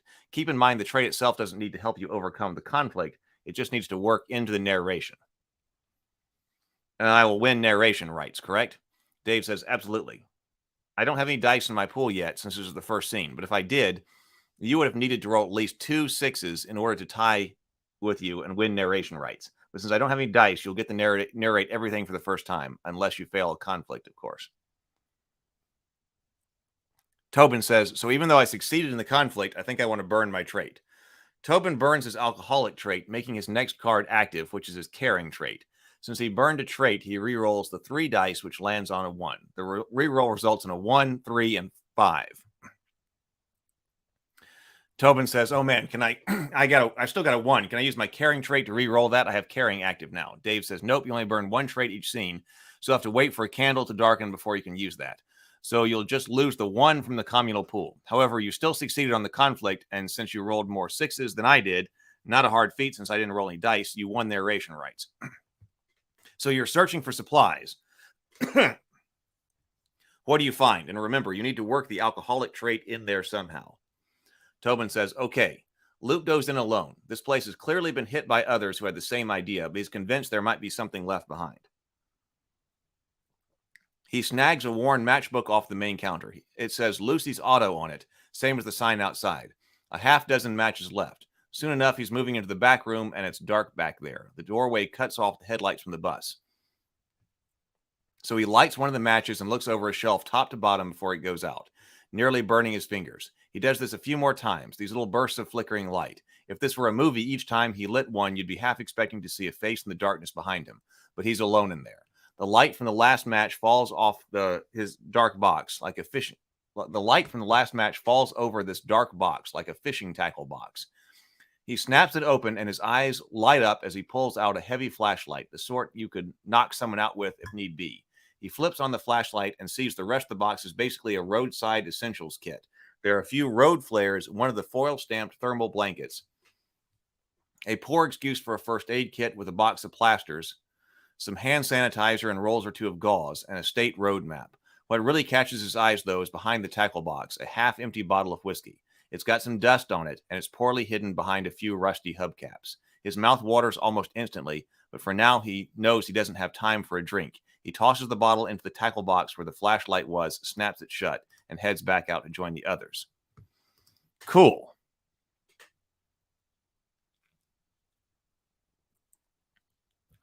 Sable Phoenix says, I ran a game of this last year. It was one of the coolest RPGs experiences I have ever had. Can't wait to do it again.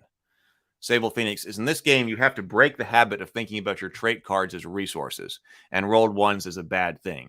Ones are an opportunity to burn a trait, and you want to do that as early and as often as you can, because you'll start failing conflict rolls more and more as it goes on. Sable Phoenix says, you really, really want to get down to your moment, and it gets hard to reach it after about the 3rd candle. Oh, really? Wait, so why is that? So he was allowed to use his trait to re-roll ones.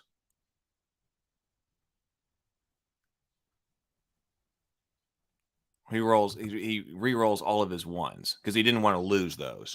He would have, in this case, he would have succeeded anyway.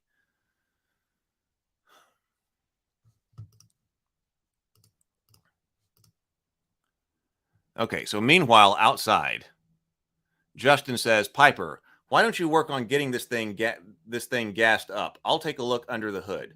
I know a thing or two about cars. Sound good? Karen says, sounds like as good a plan as any. Officer Piper goes to work off siphoning off some gas into the bus. Dave says, sounds like a conflict. Let's roll some dice. Karen rolls the remaining 6 dice. She rolls 4 1. Lord, look at the number of ones. Must be rolling with me. She rolls 4 1s, 1 6, and 1 4. Karen says, well, I succeeded, but we're losing 4 dice.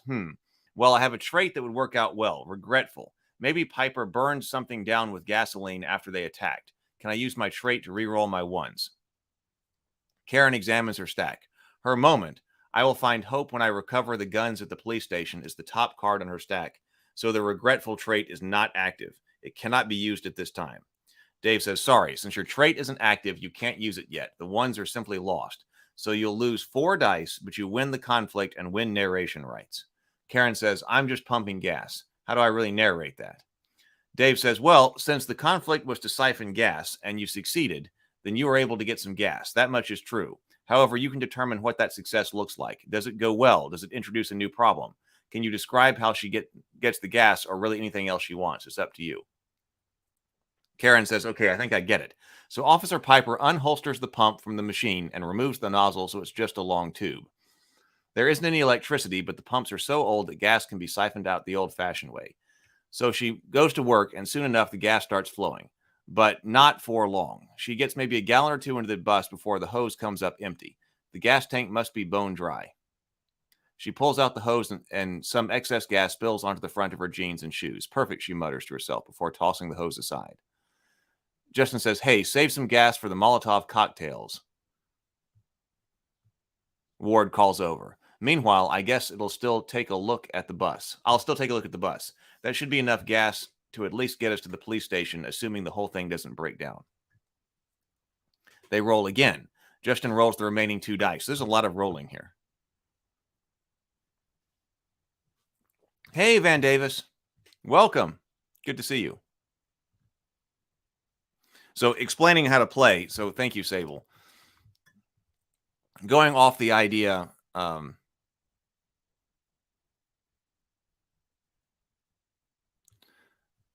Sable Phoenix says, in this to continue this whole thought, in this game, you have to break the habit of thinking about your trait cards as resources, and rolled ones is a bad thing. Ones are an opportunity to burn a trait, and you want to do that as early and as often as you can, because you'll start failing conflict rolls more and more as it goes on.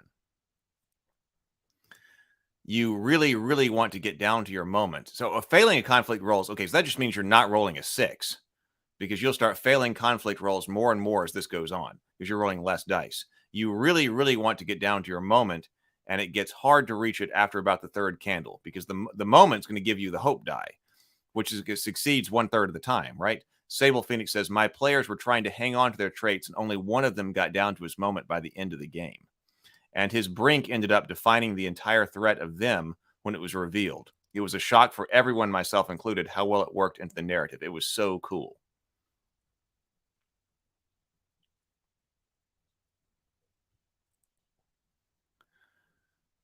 PH says, has anyone already made a joke about this game being good but not holding 10 candles to the others we've seen before? Nope. That one's on you. Let's see. All right, so we're trying to fix the car. Give me a roll. Justin rolls the 2 remaining dice. He rolls 2 ones. More 1s. Justin says, I'm going to burn my steady trait. It's active on top of my stack. Ward's got a steady hand when he's working on this car, so I think that would fit. Justin burns his steady trait and re-rolls his 2 ones. He rolls a 3 and a 4. Well, so much for that. Since you didn't roll any 6s, the conflict fails and I win narration rights. Ward pops the hood off the bus and a bank of smoke pours out. It looks like the bus was overheating badly. He takes a look around the engine and discovers the root of the problem rather quickly when he sees a trio of huge gashes on the side of the engine. Smoke is boiling out of them. They look almost like deep claw marks. As you examine the cuts closer, a distant howl cuts through the trees. As if responding to the howl, the whole vehicle groans and the headlights flicker. To his credit, Ward doesn't flinch. He remains steady despite the chill that runs down his spine. You don't think the bus is going anywhere. Justin, please darken a candle. Justin darkens a candle. This ends the first scene. So it would end the scene because it was a failure? Is that what went on here? There was no failure. There was a failure, so that ended the whole scene? That which is true. I want to kind of finish this. Probably going a bit long, but I don't want to break this one up. I'm feeling it. So that which is true. When a scene ends in 10 candles, there's an opportunity to move the story forward, not unlike in a film or book when the characters have suddenly arrived at their destination. The circumstances have changed and new things have become true. This is done through establishing truths, which is a special phase of the game that occurs at the end of every scene. Okay, end of every scene. Establishing truths is a phase of the game in which the players and GM have the opportunity to create new truths about the story. This allows you to move the narrative forward and change it in new and exciting ways. All establishing truths begin the same way, immediately following a candle being darkened, indicating a change of scene. To begin, the GM states the following: these things are true. The world is dark. This ritual phrase must be spoken by the GM at the beginning of every establishing truths phase. Once spoken, the players and the GM will go around the table clockwise, each establishing a single truth. This will continue for a number of truths equal to the number of now lit candles. If the previous scene's candle was darkened due to a player failing a conflict or darkening a candle to seize narration rights, that player establishes the first truth. Otherwise, the GM holds this privilege. All establishing truths phases end the same way, with the final truth not being spoken by the player, but all of the players collectively. There is a ritual element of this. The final truth is spoken in unison with the players stating the following: and we are alive. This ritual phrase must be spoken by all the players whose characters still live at the end of every establishing truth phase in place of the final truth.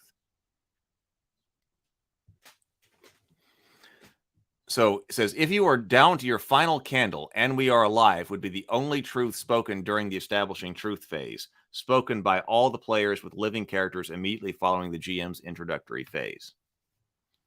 Speaking truths. The ability to speak truths is a powerful resource. When you speak a truth, you may establish any one thing as an irrefutable fact of the story.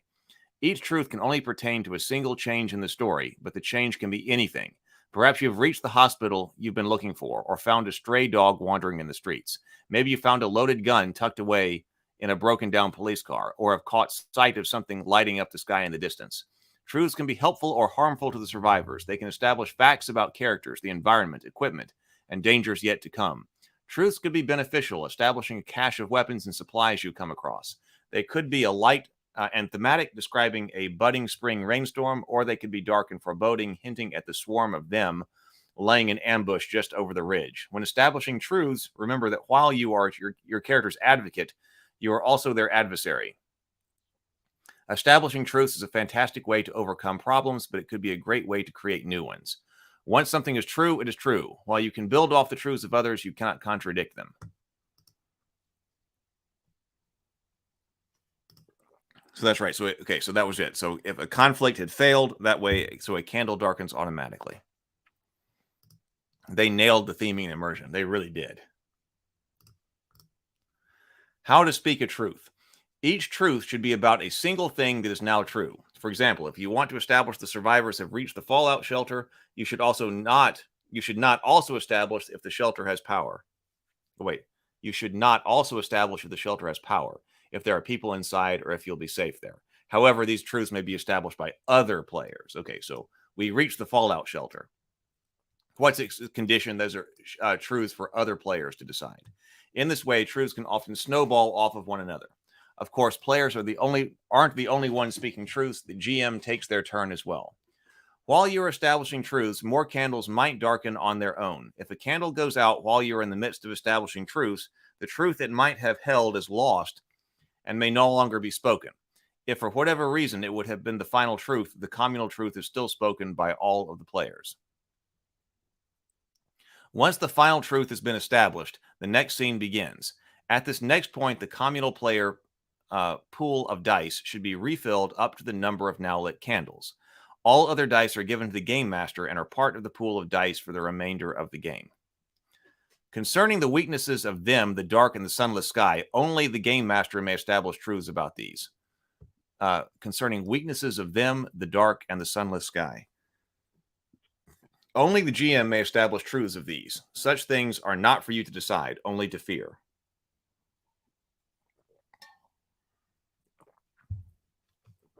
Dave. Now that Justin has darkened the candle, our first scene has ended and we begin the special phase of play called Establishing Truths. Here we can move the story forward and introduce new elements to it. Since that was our first candle, we'll have 9 candles still lit so we can establish 9 truths.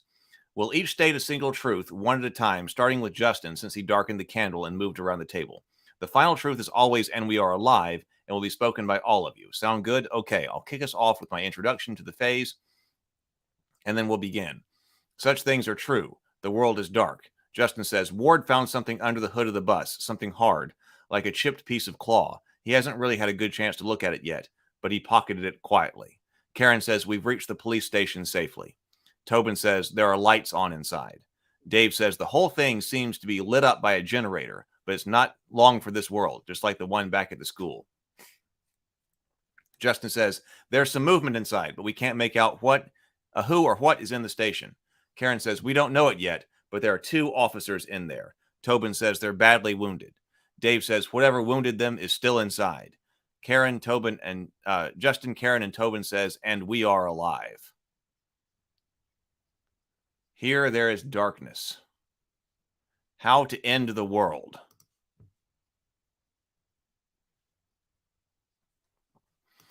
Sable Phoenix says, I actually got glow-in-the-dark dice after playing this game specifically to use for it. As you put out candles, it gets harder and harder to see, obviously. Yeah, I was at the beginning of this, I talked about players having glow-in-the-dark D&D dice when we were playing in the dark and storms, but they didn't work terribly well. But I bet you could get some to work, some D6s to work like this, because if they glow in the dark and you use like black dots, I bet they could work. Okay, how to end the world. This section of the rule book is written for those who are interested in running their own sessions of 10 Candles as the game master. It will provide some insight into how a game of 10 Candles might be run and some helpful hints regarding pacing scenes, framing conflicts, moving the game forward, setting the stage for a session, and bringing the game to its tragic conclusion. If you do not plan on running a game of 10 Candles, feel free to skip this section of the rule book entirely, as the device and techniques contained here within may diminish the surprises that lie in wait ahead of you. Let's see what else is in this book. I saw this. Let's take a look at a couple of things here.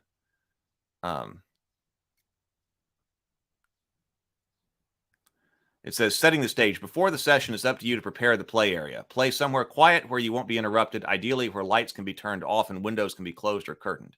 When the last of the candles goes out, it should be pitch black. The darker, the better. Playing around a table is best, as each player should be within arm's reach of the candles, dice, and fireproof bowl. Zero prep. Do not plan anything. I was thinking about this. This is session focused, and you're not supposed to prep anything. So you can just sit down and play. It's an RPG. You can just sit down and play, which is nice. Don't plan anything. I repeat that. Don't plan anything. Although you will need to choose or design a module for your session, 10 Candles is a cooperative storytelling game at heart. More often than not, your players will be creating the world, not you. In fact, one of the best things about running a game of 10 Candles is that the players will make most of the hard decisions about the world and the secrets it holds for you. Every time they roll dice and overcome conflicts, they will also narrate the next piece of the story. If you are too locked into what you have planned, the truths they establish and narration they present will inevitably throw your carefully constructed story off its rails. Instead of worrying about answers, it's your job as the 10 Candles GM to ask questions. The players will answer them, and the answers they provide will drive the story forward. While it never hurts to think ahead of time about some traps they might set or an interesting encounter with other survivors, be prepared to discard such ideas as the players come up with their own stories and diversions. Everyone dies. While this is not necessary for your players to read the rule book of 10 Candles before the game session, there's one piece they need to know. Everyone dies at the end. In order for the narration to be embraced and for the players to be able to walk the line of both advocate and adversary for their characters, they need to understand this. It's not meant to be a surprise. So say this early and remind them of it often. Your characters will die. The story we're going to tell today is not one of survival, but one of hope and loss. This is a story about what happens in the dark and the final few hours in the lives of a group of survivors fighting against it, losing themselves within it, and inevitably being consumed by it. Though their endeavor may be doomed to fail, it is our duty to make the story of their struggle as meaningful as possible.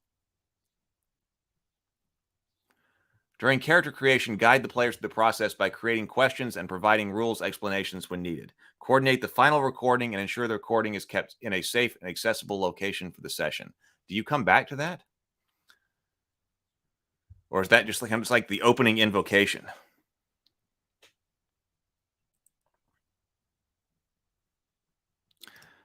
Hey, Lowellify. Did I get that right? Welcome. Greetings. Here's to you. Greetings from Italy. Welcome, welcome. Oh, you do come back to it at the end? Some says you do come back to it at the end. I thought it might open and close. So there's the opening and maybe the closing invocation too. calling for conflicts. So, but conflicts, I mean, that's broadly described here. When you've got to figure out what's going to happen and something is uncertain, that's a conflict. Conflicts move the story forward. They drain dice from the communal player pools, burn cards, and end scenes. Conflicts gives players a chance to use their traits or bring them into the spotlight for their moments and eventually into the shadows. We'll talk about this later. How this all came to be. So we know that 10 days ago something happened. Let's skip over that. When you must watch.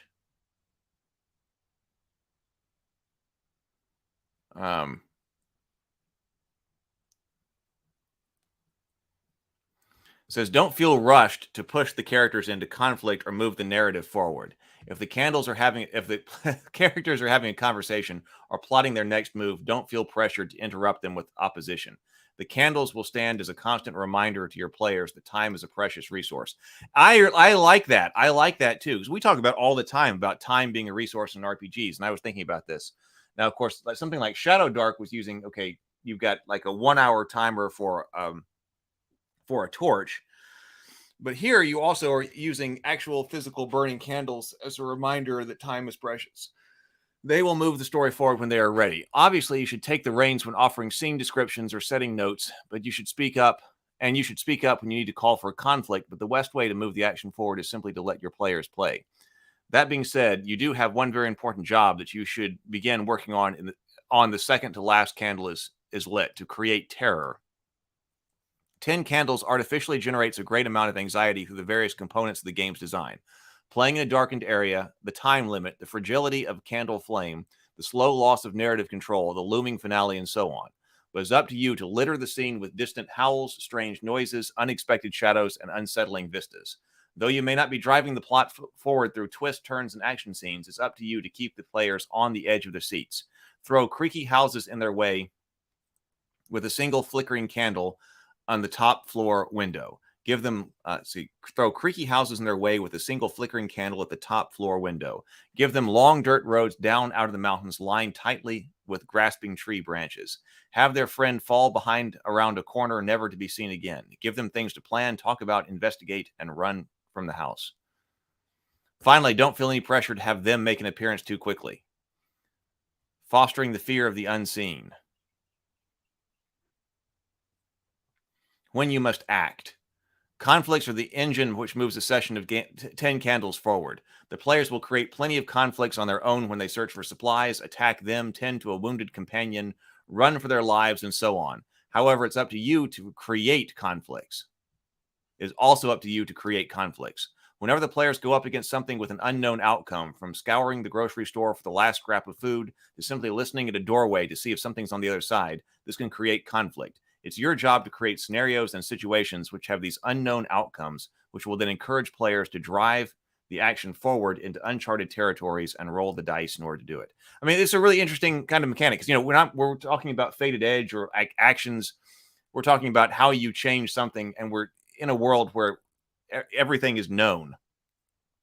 Everything is already set, except for your character's actions. This is using, the conflict is you don't know what the situation is going to be. So the game master doesn't have to prep it. Like what kind of supplies are inside that store where they were searching? Not something you have to decide in the beginning.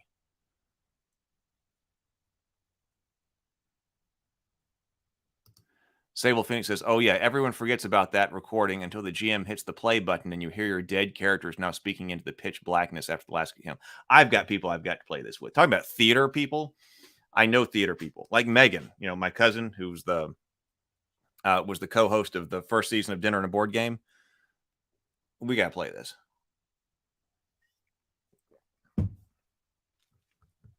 It's a goosebumps moment.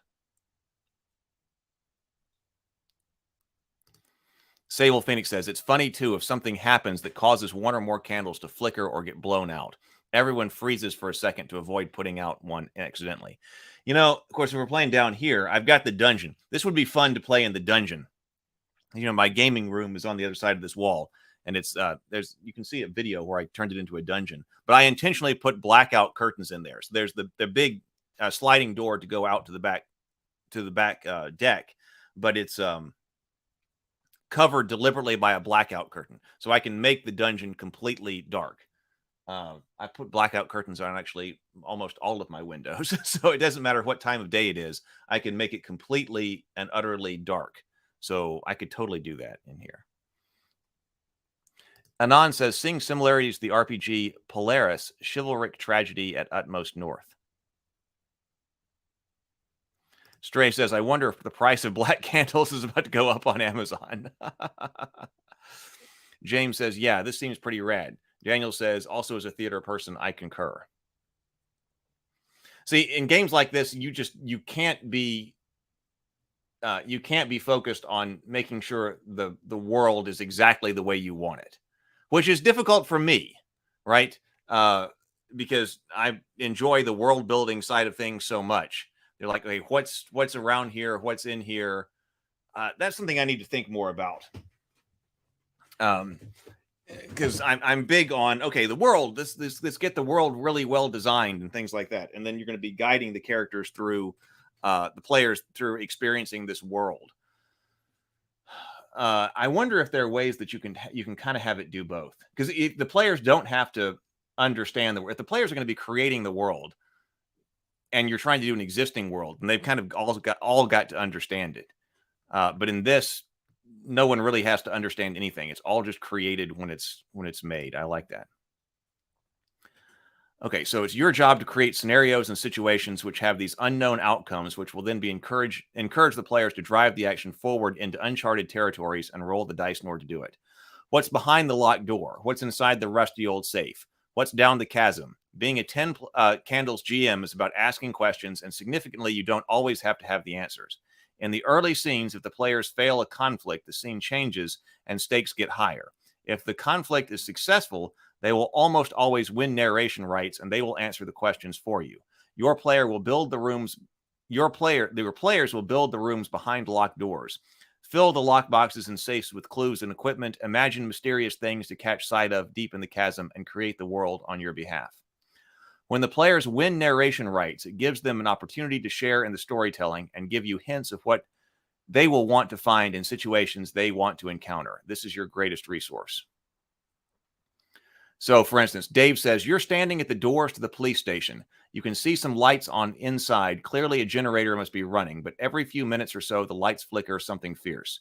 You occasionally catch glimpses of movement through some of the side windows. Something's in there, but you can't quite make it out. Karen says, Piper gets visibly excited at the thought of some of her fellow officers may have survived. She's going to try and see if she can catch sight of what's moving around inside. Dave says, okay, give me a roll. Karen succeeds and wins narration rights. Okay, what do you see? Wait, but I don't know what's inside. How can I narrate? Dave says, since you won narration rights, it's completely up to you. You don't know what's inside either. I don't know what's inside either. That's your call. Karen says, okay, I get it. So Piper looks into the window and she tries to get a better idea of what's going on inside. The movement appears to have been coming from one of her fellow officers. He looks pretty beat up. He's got his gun drawn and has been trained and has it trained on a doorway he's walking toward. Hey, Dave, I know it doesn't help our characters, but I have a somewhat gruesome idea for how this ends. Can I narrate that if it's part of my narration rights? Dave, absolutely. I'm not the only one who gets to throw all the scary stuff at you. We're all telling the story together. Go for it. Karen says, all right. So Piper's eyes light up at the sight of her fellow officer. She knocks quietly at the window to try to signal him, but he doesn't hear. His eyes are trained on the doorway he's walking toward. Piper is about to knock a second time as he reaches the door. The lights in the hall flicker, and she sees something dark, but catching the light like a blade slashing out from around the corner. The officer's gun goes off. There's a splash of blood and a gurgle of pain, and the guy is just gone. Piper stifles a scream and takes a few shaky steps back from the window. She turns to the group and speaks quietly but frantically. There may be more alive in there. We've got to go help them. She begins pushing toward the door. Tobin says, Piper, I need you to slow down. We can't help anyone if we just burst in there guns blazing. Let me take the lead on this. Karen says, Piper doesn't argue. She's all shaken up. Tobin says, okay, I'm headed to the door. Is this one of those big glass doors that we can see what's inside? Dave says, nope, the door is frosted glass. In the darkness, you can only make out the words police in capital letters and what looks to be a spray of something darker on the inside of the glass slowly dripping down the door. I'm opening the door and carefully stepping into the station, guns raised and ready. Dave says, all right, make me a roll. Tobin says, to see if I can open the door. Dave says, nope, to see what is on the other side. Tobin succeeds and wins narration rights. Okay, what are you walking into? The inside of the police station looks like the remnants of a battlefield. Bodies litter the lobby and blood stains on the wall. So as the GM, it's your call when something can simply be done or if it requires a conflict. In the play example above, by calling for a conflict, the GM is allowing the players to determine what is moving around and going on inside the police station. However, the GM has already decided that what was inside or what was moving about, they could have simply narrated what was seen rather than asking for a conflict roll.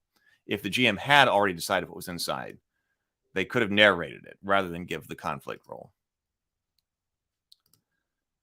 So it is never required that you call for a conflict, even when the characters are doing something that would typically prompt one. If you already have an idea for the outcome of a certain situation, you can simply narrate it.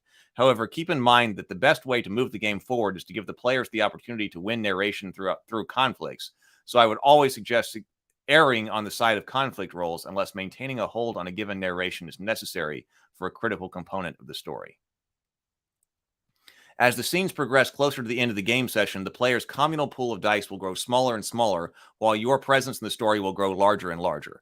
Once you begin to win narration rights more frequently, it will end up you who is steering the story toward its inevitable end. Significantly, toward the end of the game, scenes will come much shorter, and establishing truths will have less of an impact on the narrative. This means that big jumps forward will be less likely to happen, and scenes will blend into each other more commonly. This is when you can truly begin focusing conflict and confrontation onto the players with high-stakes encounters and attacks by them. So keep an eye out as moments begin to become more active for your players. Allowing for powerful and meaningful moments to happen is one of your most potent tools for running a memorable game of 10 candles. Make a note of the moments your players create during character creation and think of them as your big scenes from which to form the framework of your game. So that's good. That's a good insight here. Make a note of the moments your characters create. That way you can start to kind of drive them toward it or coax them toward it. Moments should act as the pillars of your story where each character individually gets a chance to stand in the spotlight. As soon as a moment becomes active, you should start leading the story in the direction of its completion.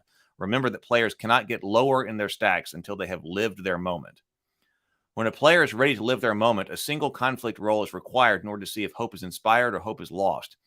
It will be up to you to decide what opposes them and what potential outcome would lead the moment being thwarted. Keep in mind that just as with the conflict roll, if the player is successful and wins narration rights, it will be up to them to determine what their success looks like. Encourage players to take their time and make the narration of moments powerful and poignant. So Dave, Piper hears a terrifying click from her pistol, signaling that she's out of ammo. The thing, whatever it is not 20 feet away from her, seems to be recovering from its wounds and turning angrily toward her. Karen says, I'm getting out of here. Dave says, you start to run. I know the station better than anyone. No, you know the station better than anyone, and find yourself ducking around familiar corners and hurtling through dark alleyways. You hear noise down the hall. It sounds more like combat. Maybe that's where Ward and Singer are, but you don't stop. You know that you're going. You know where you're going, and that thing is on your tail. You round one last corner and come face to face with a tall, heavy door. It says Armory in stenciled letters. Karen says, I'm throwing open the door. Dave says, okay, what is Piper's moment? Karen says, my moment is I will find hope when I recover the guns at the police station. Dave, to live out your moment, you will need to make a conflict roll. If you succeed, you will gain hope from whatever's behind the door. If you fail, you will lose hope and will move on to the next scene. Karen succeeds and wins narration rights. Dave, okay, you have one hope. You get to narrate and feel free to make it awesome. Piper is in the spotlight. Piper plants a boot on the door and the thing nearly flies off its hinges. She knows exactly what she's looking for. The room is nearly empty, but she passes a half dozen handguns in search of something better. The thing is coming up behind her right where she wants it. She rounds a corner and spins around, facing the creature dead on as it follows her. But she is no longer unarmed. She looks down, almost confused, at the weapon in her hand as she cocks the shotgun. For the first time in a long while, she smiles and pulls the trigger. The thing explodes backwards in a blast of shrapnel and destruction. She steps forward, calmly cocking a gun the second time. Boom, and then again, boom. The shots echo through the empty police station, and at last the thing falls to the ground motionless, dead. Everything finally falls silent, and Piper leans against a nearby wall, slumping down against it. She takes a deep breath. Karen burns her moment card and claims a hope die.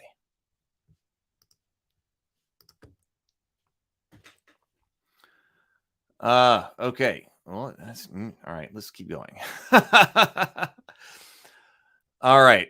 They who have come. As the game proceeds, they should be slowly and methodically beginning to make their presence known. It's up to you and your players to determine how quickly and violently they enter the narrative.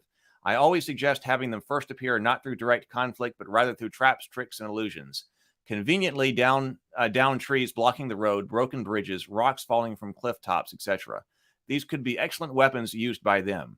Have the players driven into the parking lot of a convenience store to search for supplies. Maybe the exit is littered by shards of glass that blow out a tire when they leave. Or maybe their headlights have been smashed in. There are many ways they can begin to assert themselves within the narrative, but it's never too early to begin setting the stage for those inevitable final strike. While they cannot directly kill characters until the last stand, you can use them to set up dire conflicts. If the players fail dire conflicts, especially against them, your outcome narration should be brutal and punishing. While you cannot cause the death of characters through dire conflicts, though they can choose to sacrifice themselves, you can severely injure them, separate them from the group, summon hordes of them, or any other number of severe outcomes. Keep in mind that however you're on the same team as the players to cooperatively tell a story. Making a character fall unconscious or otherwise removing a player from the game is ill-advised. A grievous injury, on the other hand, requiring immediate medical attention and permanently crippling the character may have deep story ramifications and cast the entire session in a new light. As for their tricks, traps, and how they hunt, these will change in every game session. Perhaps they are zombies or beasts, hunting in packs with no intelligence, only instinct. Perhaps they are tricksters, leading survivors into traps and illusions. Other times they are gods, tempting characters with offers of power as the ground shakes and mountains turn to dust with their whim. Perhaps they are soldiers with shadowed blades that can cut even light to shreds. Perhaps they are simply darkness, an inexorable tide of umbral void, unstoppable until all is consumed. Whatever form they take, make them strong, make them innumerable, and make them terrifying. Keep in mind that they have a brink. This brink should be your guide to what they are and how they operate, and should be slowly revealed as the game proceeds. If the characters are encountering them in a conflict, and you would fail to win narration rights, you may embrace your brink just as a player would, allowing you to re-roll your entire dice pool. If the characters are encountering them in a conflict, and you would fail to win narration rights, you may embrace your brink just as a player would, allowing you to re-roll your entire dice pool. That's the Game Master's dice pool. This is a one-time event. After using your brink to re-roll your dice pool, you must burn it regardless of the results. This doesn't mean they lose their power or identity. It just means they can no longer utilize the brink for re-roll purposes. Be wary in how you use the brink, as it will reveal their identity to everyone. How to play them. While there is no right or wrong way to portray them in your game, and it will change drastically from session to session, one piece of advice for coming up with ideas for them is to divide them into 3 classifications: dark, darker, and darkest. Those who are dark are the rank-and-file unending supplies of minions. They are weak and expendable. They can be used to varying numbers in the first 4 scenes to great effect. One character should be able to take out one dark. One character should be able to take out one dark. Those who are darker are essentially mini-bosses. They control groups of dark and are formidable on their own. Sometimes there may be unique ways to combat them. They can be introduced in small groups after a handful of scenes. A group of characters should be able to take out one darker. Those which are darkest are the leaders of them. All those who are dark and darker walk beneath their banner. They cannot die, they can only kill. They may have special skills or abilities. They are particularly resistant to the light. They should only be 1 or 2 such creatures, and they typically will make their appearance in the final scene or 2. These are just tips for getting started, but everything will change as the players establish who they are as the game proceeds. When only one candle remains, the last stand begins. We need this rule here. There is one establishing truths phase, but since only one candle remains lit, the only truth spoken is the collective, and we are alive. At this point, a full attack by them should be starting or underway. The characters' flashlights have gone out, or they are useless. The darkest among them have come. There is not a matter of the characters. It is not a matter of if the characters can survive.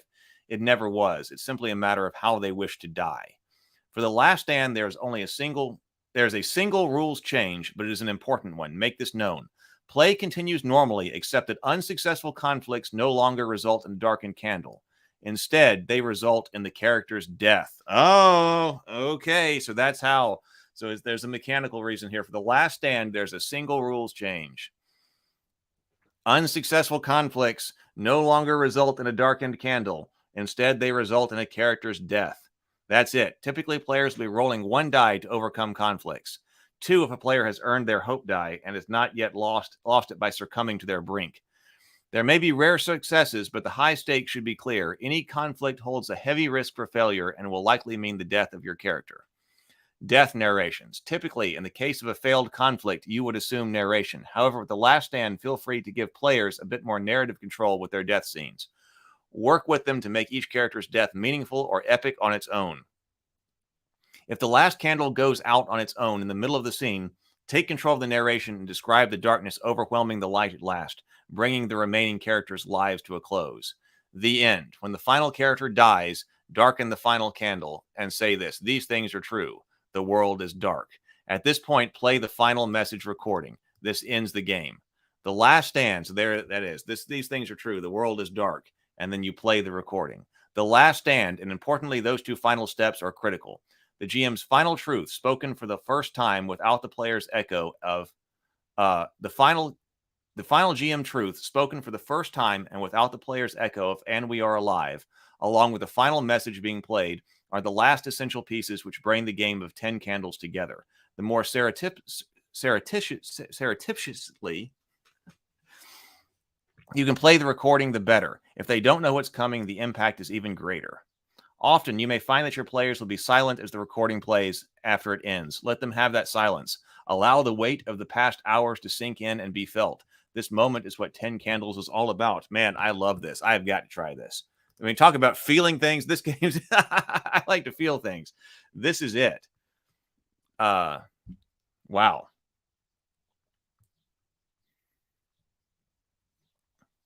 So that's it. So we have got Appendix 1 modules. It said there were a lot of modules in the back.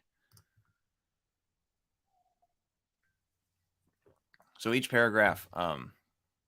So, okay, let's use an example. As an example, light and the dark. Your job is simple. Right. So these don't require too much to write. Your job is simple. Ride into town, retrieve any survivors, and get them to safety. The Humvee is loaded with enough gas to get there, but you'll need to stop at a local gas station for refueling to get out.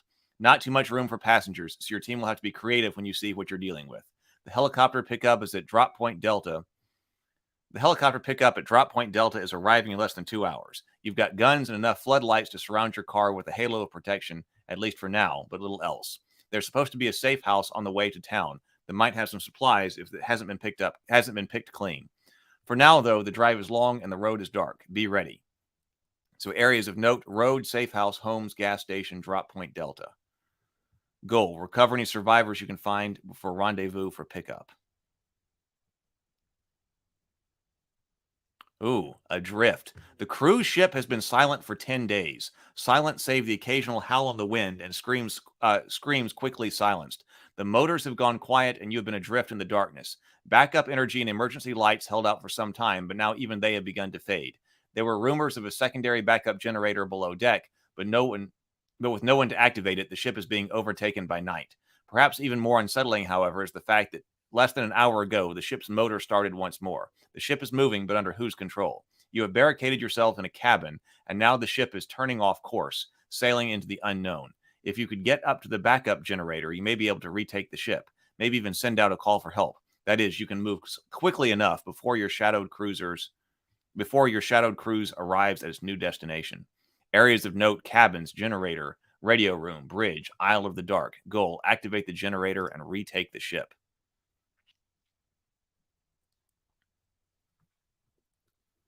Sable Phoenix says, and this is a cool moment for sure. Wow. Feeling things is how a story imparts shared experience. This game gets it correct. This game really does. And I like the no prep part. I mean, I got to make sure I get some candles. So I'm going to need some tea lights. I might have a box of tea lights, but otherwise I need to order a large box of tea lights. I've got index cards. Those are sitting around here. Index cards, dice. Micah says, absolutely. It aims for a very specific type of story, but even that can be fairly broad in how you get to the tragic ending. Modules are just a starting situation and goal. A Cthulhu story done this way would be epic. I know. That's what I was thinking. Micah says it's sort of more of a game when you're in the mood for a tragedy, rather than letting the mechanics and choices lead to whatever happens, which I suppose requires certain players. But it also guarantees they all know what they're getting into. Yeah, everybody knows what the feel and theme of this is going to be. That one says for experienced players. So we've got lots of these.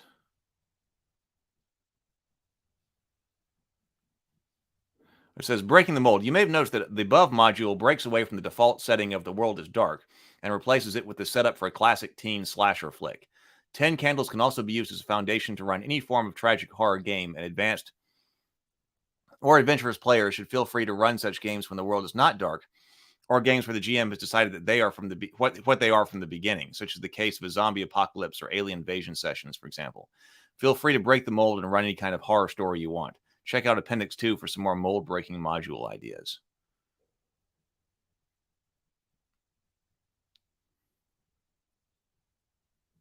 The Burning Man, Classics Conundrum, Dark Skies, Fear Itself, Trait Variant, Final Descent.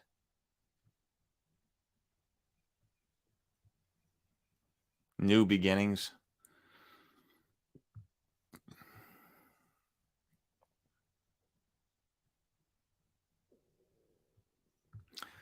Well, cool.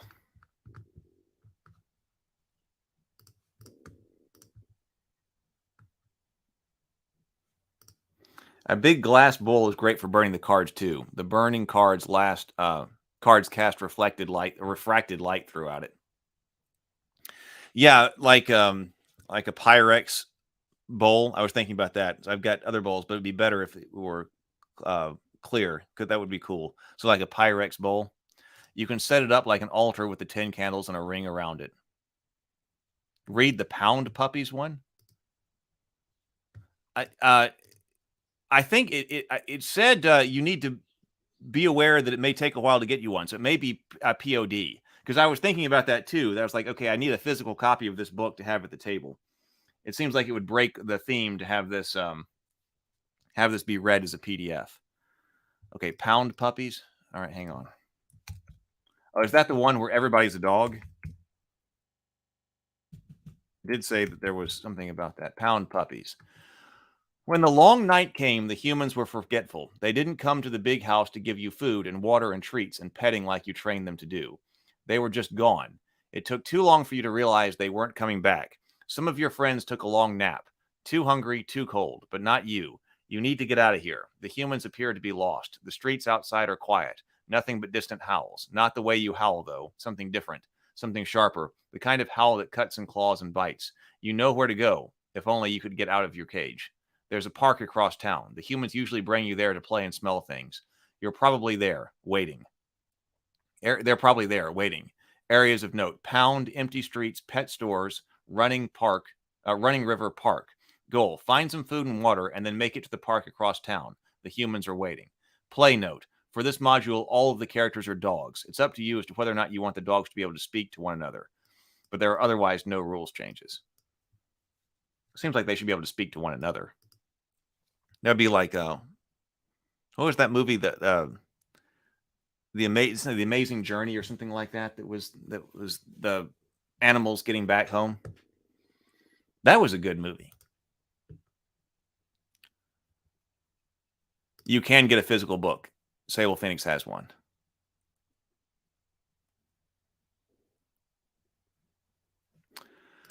All right. Well, this was a long one, but really cool. I want to try it. I definitely want to try it. Thank you for hanging out with me, everybody. Just so you know what's coming up, we got a lot of stuff tonight. Tonight, we're doing a more casual table talk tonight. We're going to be talking about Maverick tonight, Top Gun Maverick. So it's going to be casual. We're not going to go for hours. But Doug and I are going to be talking about Top Gun Maverick tonight and why it was such a successful Homeward Bound. That's it. Homeward Bound. That's exactly it, Stray. We're going to be talking about Top Gun Maverick tonight. Michelle Smith will be back tomorrow night. So Michelle is going to be talking with me again tomorrow night on Table Talk. Friday night, I hope I have the energy and the situation set up to be able to do dinner and a board game again. And then Saturday, we've got the Cultists Season 2 watch party with RM.